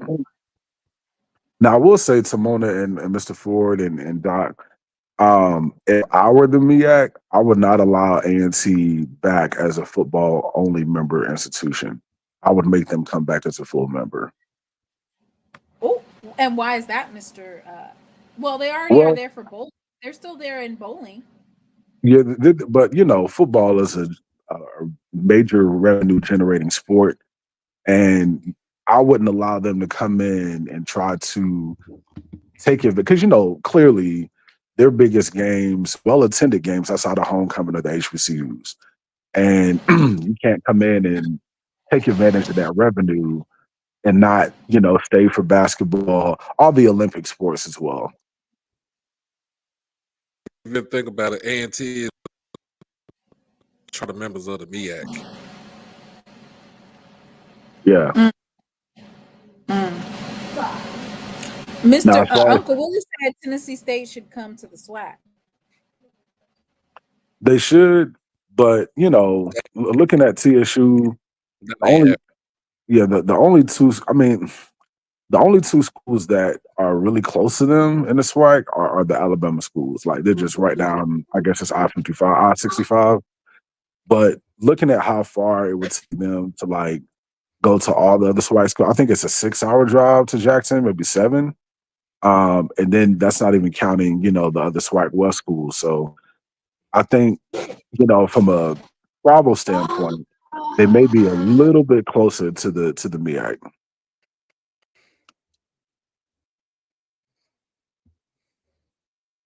And they don't have baseball. Well, they're supposed to be bringing baseball back. Okay, nice. Okay. Yeah, they're bringing baseball back after many years. Well, not having it. They have hockey, so how's that going to work? I think they're the only HBCU with hockey, right? Right. Yeah. Yeah, so they can either go as an independent or get into the conference that sponsors hockey. Yeah, from what I was told, they were given. They're actually being sponsored by whatever that team is in Nashville, that hockey team. They were given like a really big donation to The even Nashville start hockey. Predators. Yeah, and they're being sponsored by them, so they'll probably be like, they'll probably play other PWIs and hockey, but yeah, I think it's a good look for them. Hey, Jerome, Mhm. do you think that was Cornell Maynard's last Magic City Classic? Yeah, I think so. I was told by some A&M folk that, even if he won out after the Jackson State game, they were only going to give him like a 1-year extension. But, after today's loss, I seriously doubt that. I think they probably are in talks with someone else or some other folk.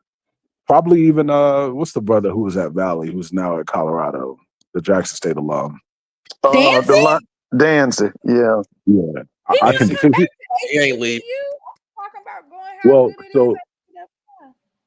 So, regardless of how prom finishes this year, whether it's successful or not, in my personal opinion, this is his last year. So, similar to last year when there was like a mass exodus of coaches, I think we're going to see the same as well, like around December, January. So, I definitely expect folk to be looking at Dansby. It's more than likely A&M. They love to hire Jack. If they're going to get rid of Maynard, my guy would be that Sam Shade at Miles College, man. He's put together a machine over there at Miles College. What about the Clark Atlanta coach? I'm telling you, they met head to head. I was more impressed with Sam Shade. I think, here's my opinion, with Dansby, if you can win at Valley, you can win anywhere, right? So I think, Dansby is probably the more sexy hire, being that he'll be coming from Colorado staff. He'll have more allure when it comes to recruiting, really good recruits, as opposed to the other two. Now, I'll say this, Mr. Ford, like outside of the brother at South Carolina State, Shannis Berry, yeah. There haven't been too many D2 coaches recently that transitioned to D1 or FCS that have been successful. We're still waiting on the brother at Morgan to get it in gear. And, he came from Bowie. Yeah, right. There's been a couple of other coaches that made the transition, but they just really haven't produced. So, but yeah, knowing the AD at Alabama A&M, and y'all got to remember A&M, they're trying to really step up when it comes to athletics and branding. They want to be on that level of the FAMUs and Jackson States, A&Ts, not just athletics, but academics, etc. So their AD, he's made some home run hires recently with the men's and women's basketball coaches, pretty decent baseball team, etc. So I can see him trying to make a really big hire this go around. Yeah, I agree with you. But I think with Sam's pedigree, Sam played for the University of Alabama. He was on the national championship team under Gene Stallings. I think his name would ring a bell. It would, but I think it'd ring a bell locally. From what I'm seeing with A&M, they want to bring in quite a few guys, like on a national standpoint. They want to be like Jackson State. They do. And A&M is known for hiring Jackson State folks. So, but Either option would kind of be a shot in the arm for the program. It's tough, man. You know, for A&M, you got Jackson State and Alabama, and I'm sorry, and FAMU in the same division. That's kind of tough to compete with. So whomever they bring in, he's got to hit the ground running the first year. You know, Well, given the listen, level. now, Jerome, one of the things I'm hoping that the SWAC will get rid of is them during divisions. I'm hoping that we pick for the SWAC championship from now on out. We pick the Here best you two go, teams. Mr. Ford. Here We you go. get rid of division. I don't want to know nothing about no East and West no more. Let that go, and let's go like the SEC and ACC.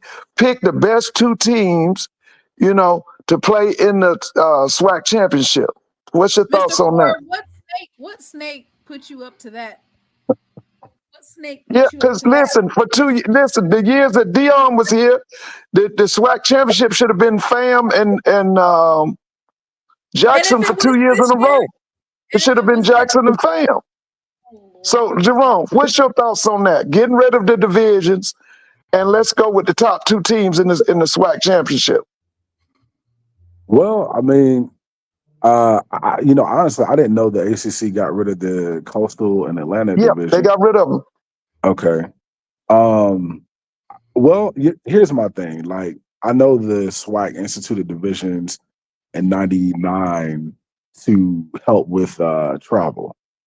That's my biggest thing because I know I've seen the budgets at quite a few of these schools, and some of these schools are robbing Peter to pay Paul. And I'm not talking about the valleys or the UAPBs. I just want our SWAC schools to remain together as a unit.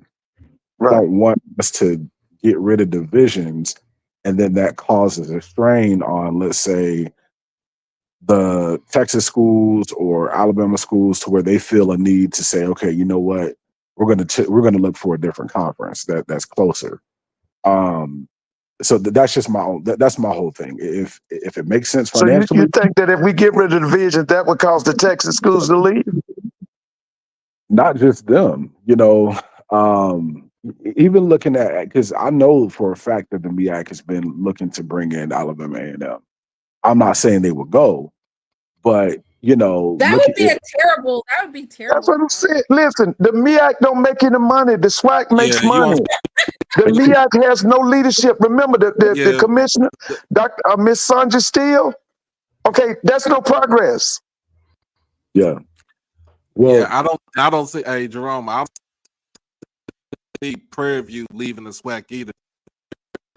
It's being the last charter member of the original charter member of the conference. I see them leaving. yeah, but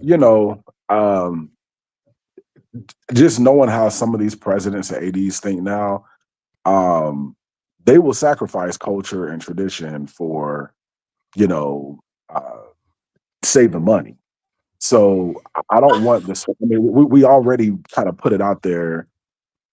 We already kind of, in my opinion, strained the SWAC a little bit by adding the Florida schools. And I know a lot of people feel like, the Florida schools should have been a SWAC member a long time ago. Amen.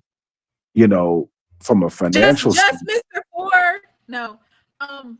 Yeah, because they were actually saying, did you hear that they were saying the reason why FAMU couldn't bring their band is because of the athletic director, I think? No. Did you hear that? Yeah, I heard a rumor. And here's the thing with FAMU's band, their band has never been under athletics, similar to ANC. So when it comes to travel budget, it's not predicated through the athletic department like most other HBCUs. Their school just doesn't allocate that type of money, for the marching band travel. And they were like that in the MEAC as well. They rarely traveled anywhere outside of Atlanta and Orlando. So outside of all of that, I just feel like adding the Florida schools, it definitely benefited those two schools, but I'm not really seeing how it's benefiting the rest of the SWAC. When you look at attendance, when you look at, the band battles or the culture, it doesn't really benefit the rest of the SWAC. And it's an added expense with respect to having to travel further than Huntsville and Montgomery now. Like those Texas schools and Southern, everybody's got to travel a bit further west to get out there. So it'll be interesting, Mr. Ford, just to see what they decide to do with the divisions. If it makes financial sense, great. If it doesn't, may the best team win, you know? Well, what about the fact that your conference now stretches from Texas to Florida, which makes you a super conference? That's not beneficial. I would wonder how You absorb the Florida Classic, which is one of the biggest games in HBCU football. That's not beneficial. That doesn't benefit the SWAC financially, though. Yes, it does. It gives you another major classic. Just think, they have no major classics in that MEA. Look at that. You just absorb one of the larger ones. But the SWAC as a whole is not benefiting from that. That's your opinion. I'm talking about financially. You're saying as far as like prestige, we're talking about money. I guarantee you, if you ask Commissioner McClellan if it's a benefit to have Florida A&M and Bethune-Cookman, I guarantee you he'll tell you yes. He already did say yes. Okay. But we're talking about financially, the strain that it puts on folks to travel, and then the fact that FAMU's band does not travel past Alabama. They're not going. As for they actually are requesting people to pay them in the SWAC for their band to travel. They don't have that. I think Kofi had a nonprofit that he was getting up or starting before he passed that would basically be utilized to fundraise for their band to travel. But yeah. And Mr. Ford, you know, I'm not picking on FAMU or Cookman, but you know, since they've joined the SWAC, I think the two schools they really only travel to as far as fan base are the two Alabama schools. You know, I remember when they played Grambling, and it looked like maybe 10 people, you know, were on the FAMU side. They haven't brought a lot of fans to Southern, to Jackson State, to Texas Southern. So I don't know how it's benefiting the SWAC. I know FAMU has a great brand, but I don't think it's translating over to the notoriety of bringing more people out, like attracting fans and bringing more fans out. I don't see the added value. Not just yet. It was tradition for them to go to Southern. That game has a almost 70 to 80 year run. That Southern FAMU game. So those two fan bases do travel to the other school. Now I watched that Texas Southern game last year on television. That was a nice crowd at the what's that thing called, the Shell Arena or that soccer stadium. That was a nice crowd out there. FAM had a lot of representation out there because you got a lot of FAMU graduates in Houston. Yeah, but they got a large. Yeah, I'm about to say they got a large alumni base in Houston. Large? Do you mean like and they got a big alumni base in Dallas. When you say large, do you mean like 500 people, 300 people? Like, what is large? I mean more like probably about 1,500 to 2,000. How many FAMU people do you think came to that Jackson State game? It looked like less than 100 people. Nah, it'll probably about that's probably about at least about 400 people. 400 people, including the football team. I don't include the football team. Well, I mean, they moved it up. I mean, if those people, it would have been better if it had been at night. You would have got probably more FAMU people. That game was moved to 3:30 or 3 o'clock, wasn't it? It was always at 3. It was always at 2:30. I thought it was originally a night game. So, Doc, when you say like 400 people, what I'm envisioning, because I'm a band guy, so when I'm looking at the other side of the stadium from the band, that section can fit probably 400 band members, right? the section across from the boom. I don't think FAMU brought that many people. So, and it's not just the Jackson game. You know, everywhere else in the SWAC that they've been outside of the Alabama schools, they just don't travel, and band or fan base. So, and that's why folks are asking more questions to the commissioner. You know, where is the added value in adding these two schools? Because right now it's looking like a financial strain on most of the other schools in the conference. But Well, that would be another reason why you would get rid of the divisions. You just answered the question. You get rid of Mr. divisions. Ford, if you Yeah, don't that have would financial that would alleviate the financial strain. Get rid of the divisions, okay, and then go with the, like I said, at the end of the year, you pick the, using your computer stuff, you pick the best two teams to play in the MEAC. I mean, I'm sorry, not MEAC, SWAC Championship. they don't travel anyway.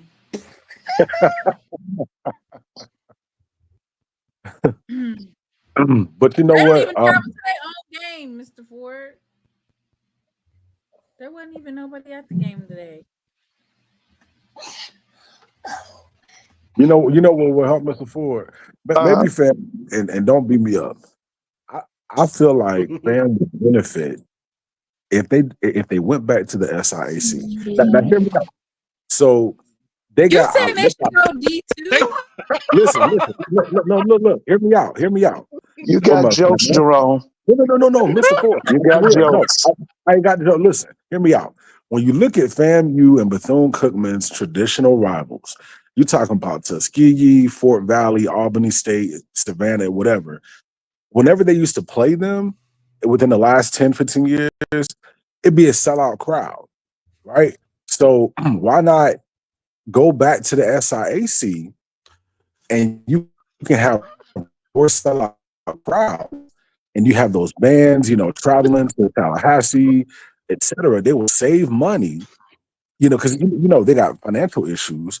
To me, it would solve both Bethune-Cookman and FAMU's kind of financial troubles, but also from a cultural and a rivalry standpoint. You throw in Edward Waters, you throw in, you know, who do whatever. Yo, it makes sense because But they're too Jerome, far from me and they're too far from Jerome, the SWAC. you got jokes. Listen, I've been I promise that's when I not was it. listen, I'm gonna give you their traditional rivals. One of their main traditional rivals was Tennessee State, Southern, Morris Brown. It was not Fort Valley. They at one time they did play Albany State on a annual basis. Their rivals were people like Jackson. When I was in high school, they would play Jackson. They would play Grambling. They played Southern. They played Tennessee State. Like I said, they played Morris Brown, Bethune-Cookman.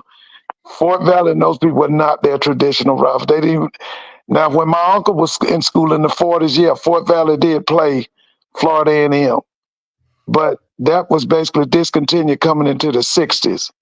All right. So, and the other thing you got to understand, the SIAC is basically made up of small church-related schools, including mine. Okay, it's made up of schools like Lane College, Miles College. Yeah, Tuskegee is one of the big dogs, but the SIAC is very small church-related schools. That's what the SIAC is.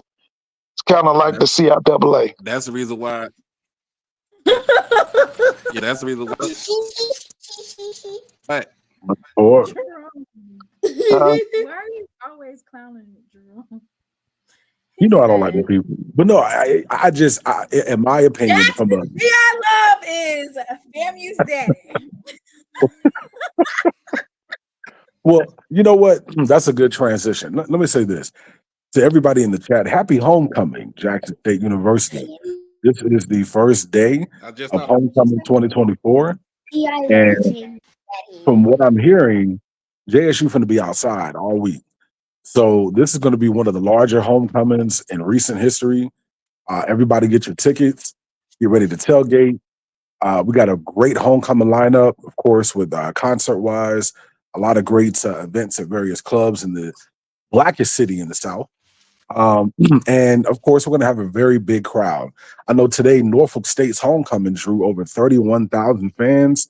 That was the second largest game in their stadium's history. And Tuskegee normally has about 30,000. So I look Right. forward to Jackson State, drawing a big crowd this year. And it's just wonderful, just to see folks coming back to HBCU games this year. It seems like HBCU homecoming has been a very hot topic this year more than other years, and just looking at the videos, very well attended. So, shout out to everybody in the chat and just all the HBCU alums for representing this year.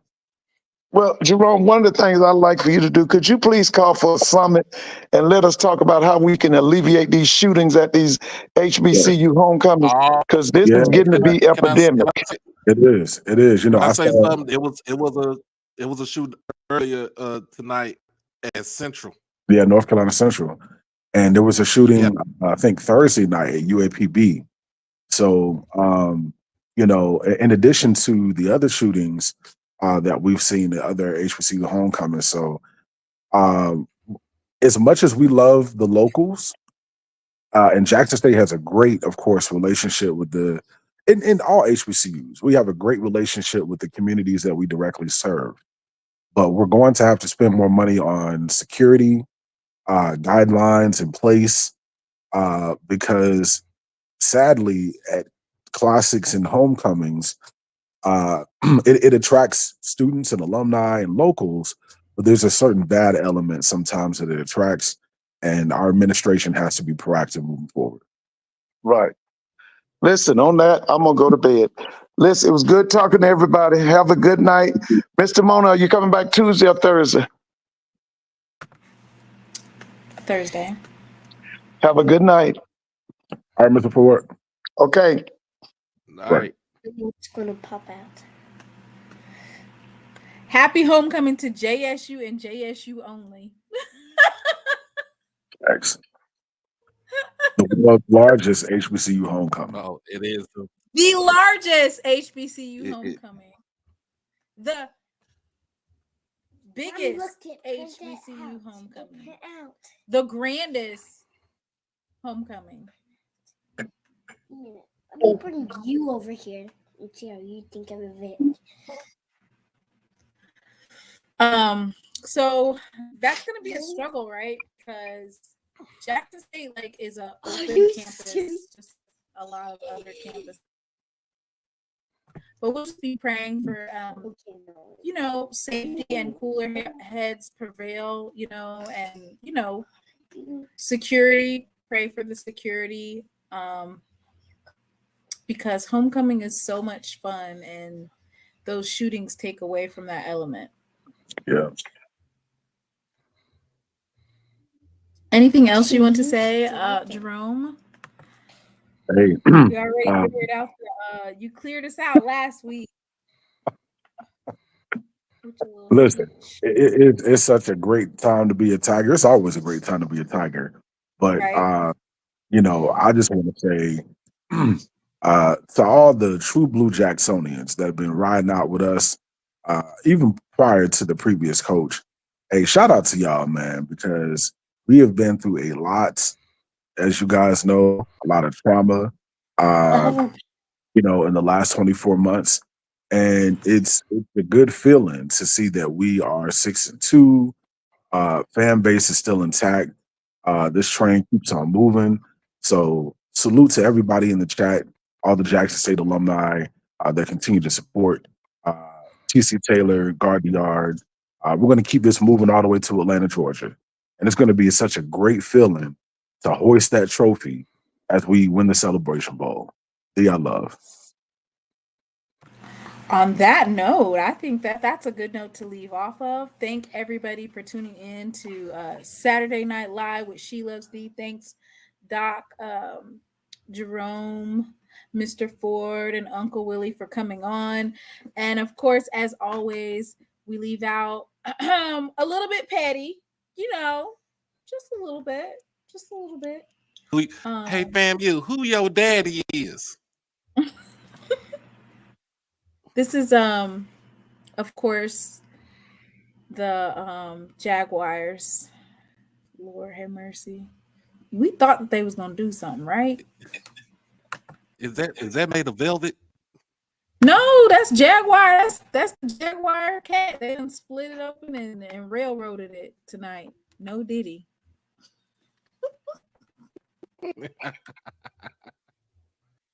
I know he like, man.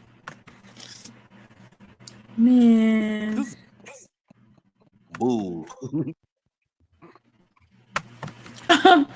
Whitley said North Carolina A&T is the #1 public HBC.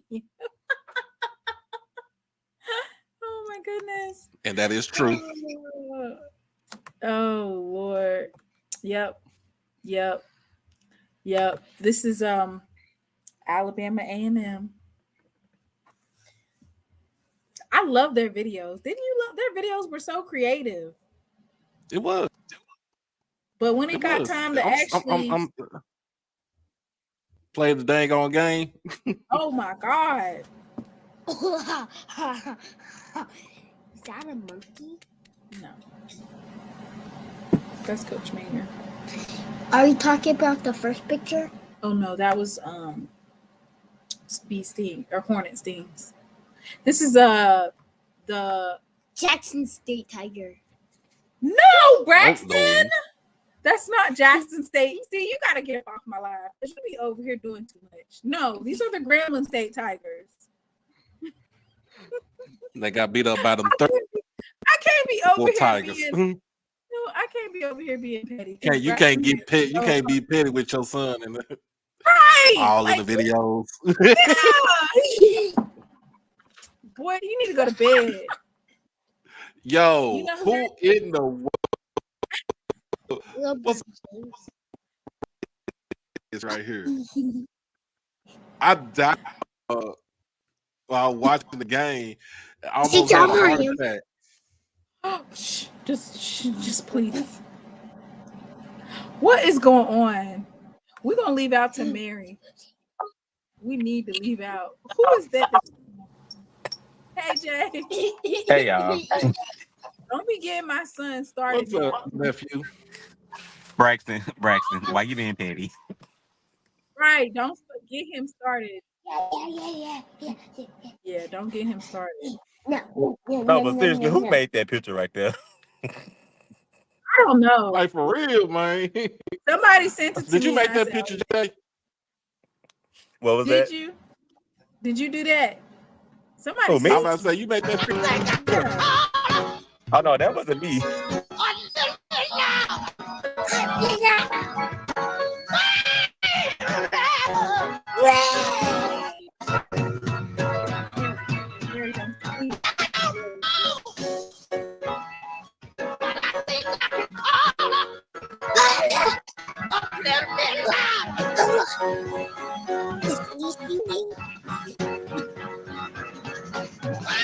Is someone singing? No. I think that was Nick that did that.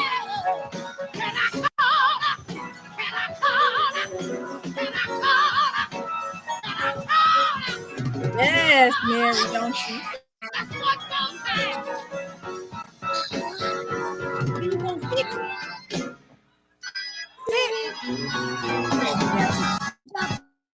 You go upstairs and put up on the chat.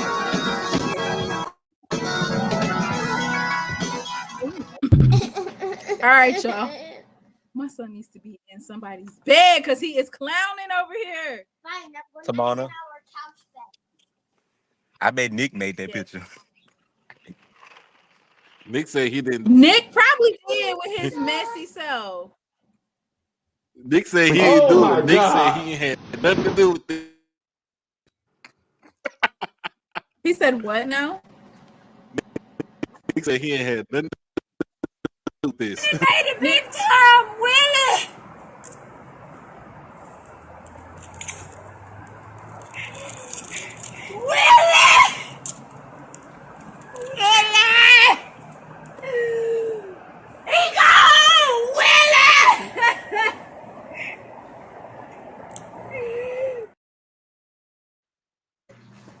Dang, why are they talking? Okay, so one thing that FAMU has to realize is that Crook is a troll. Like, And you're a troll. I'm not a troll. I gotta get my snap. I need that in, okay? But Crook doesn't care that Southern lost. Southern could lose 10 times in a row, and he's still gonna talk mess. That is true. Come on. Braxton is on the road tonight. It's when it comes to Oh his man. mind. Oh. You know what they say about kids? They speak their mind. That's why I'm about ready to get up off of here. Y'all have a good night. Mary, don't you weep. Let me play one more Mary song, and we are done. Why? Why? Now, Braxton said he just getting started. Don't hang up yet. Ain't no telling what's gonna come out of his mouth.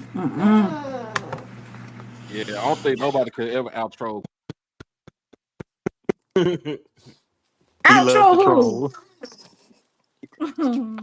I don't think nobody could ever outro Adrian Crook. Yeah, he's just gonna keep going. He's not gonna stop. He could care less that Please. Southern.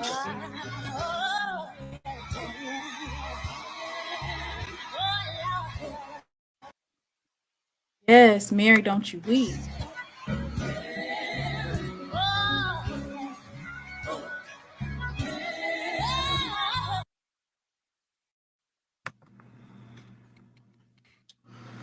Mary, don't you weep.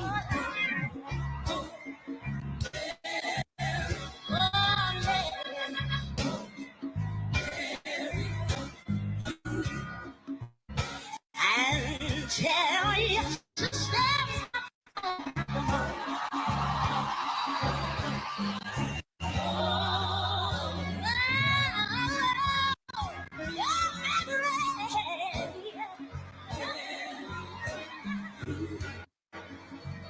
Don't you eat to tell your sister at pneumonia.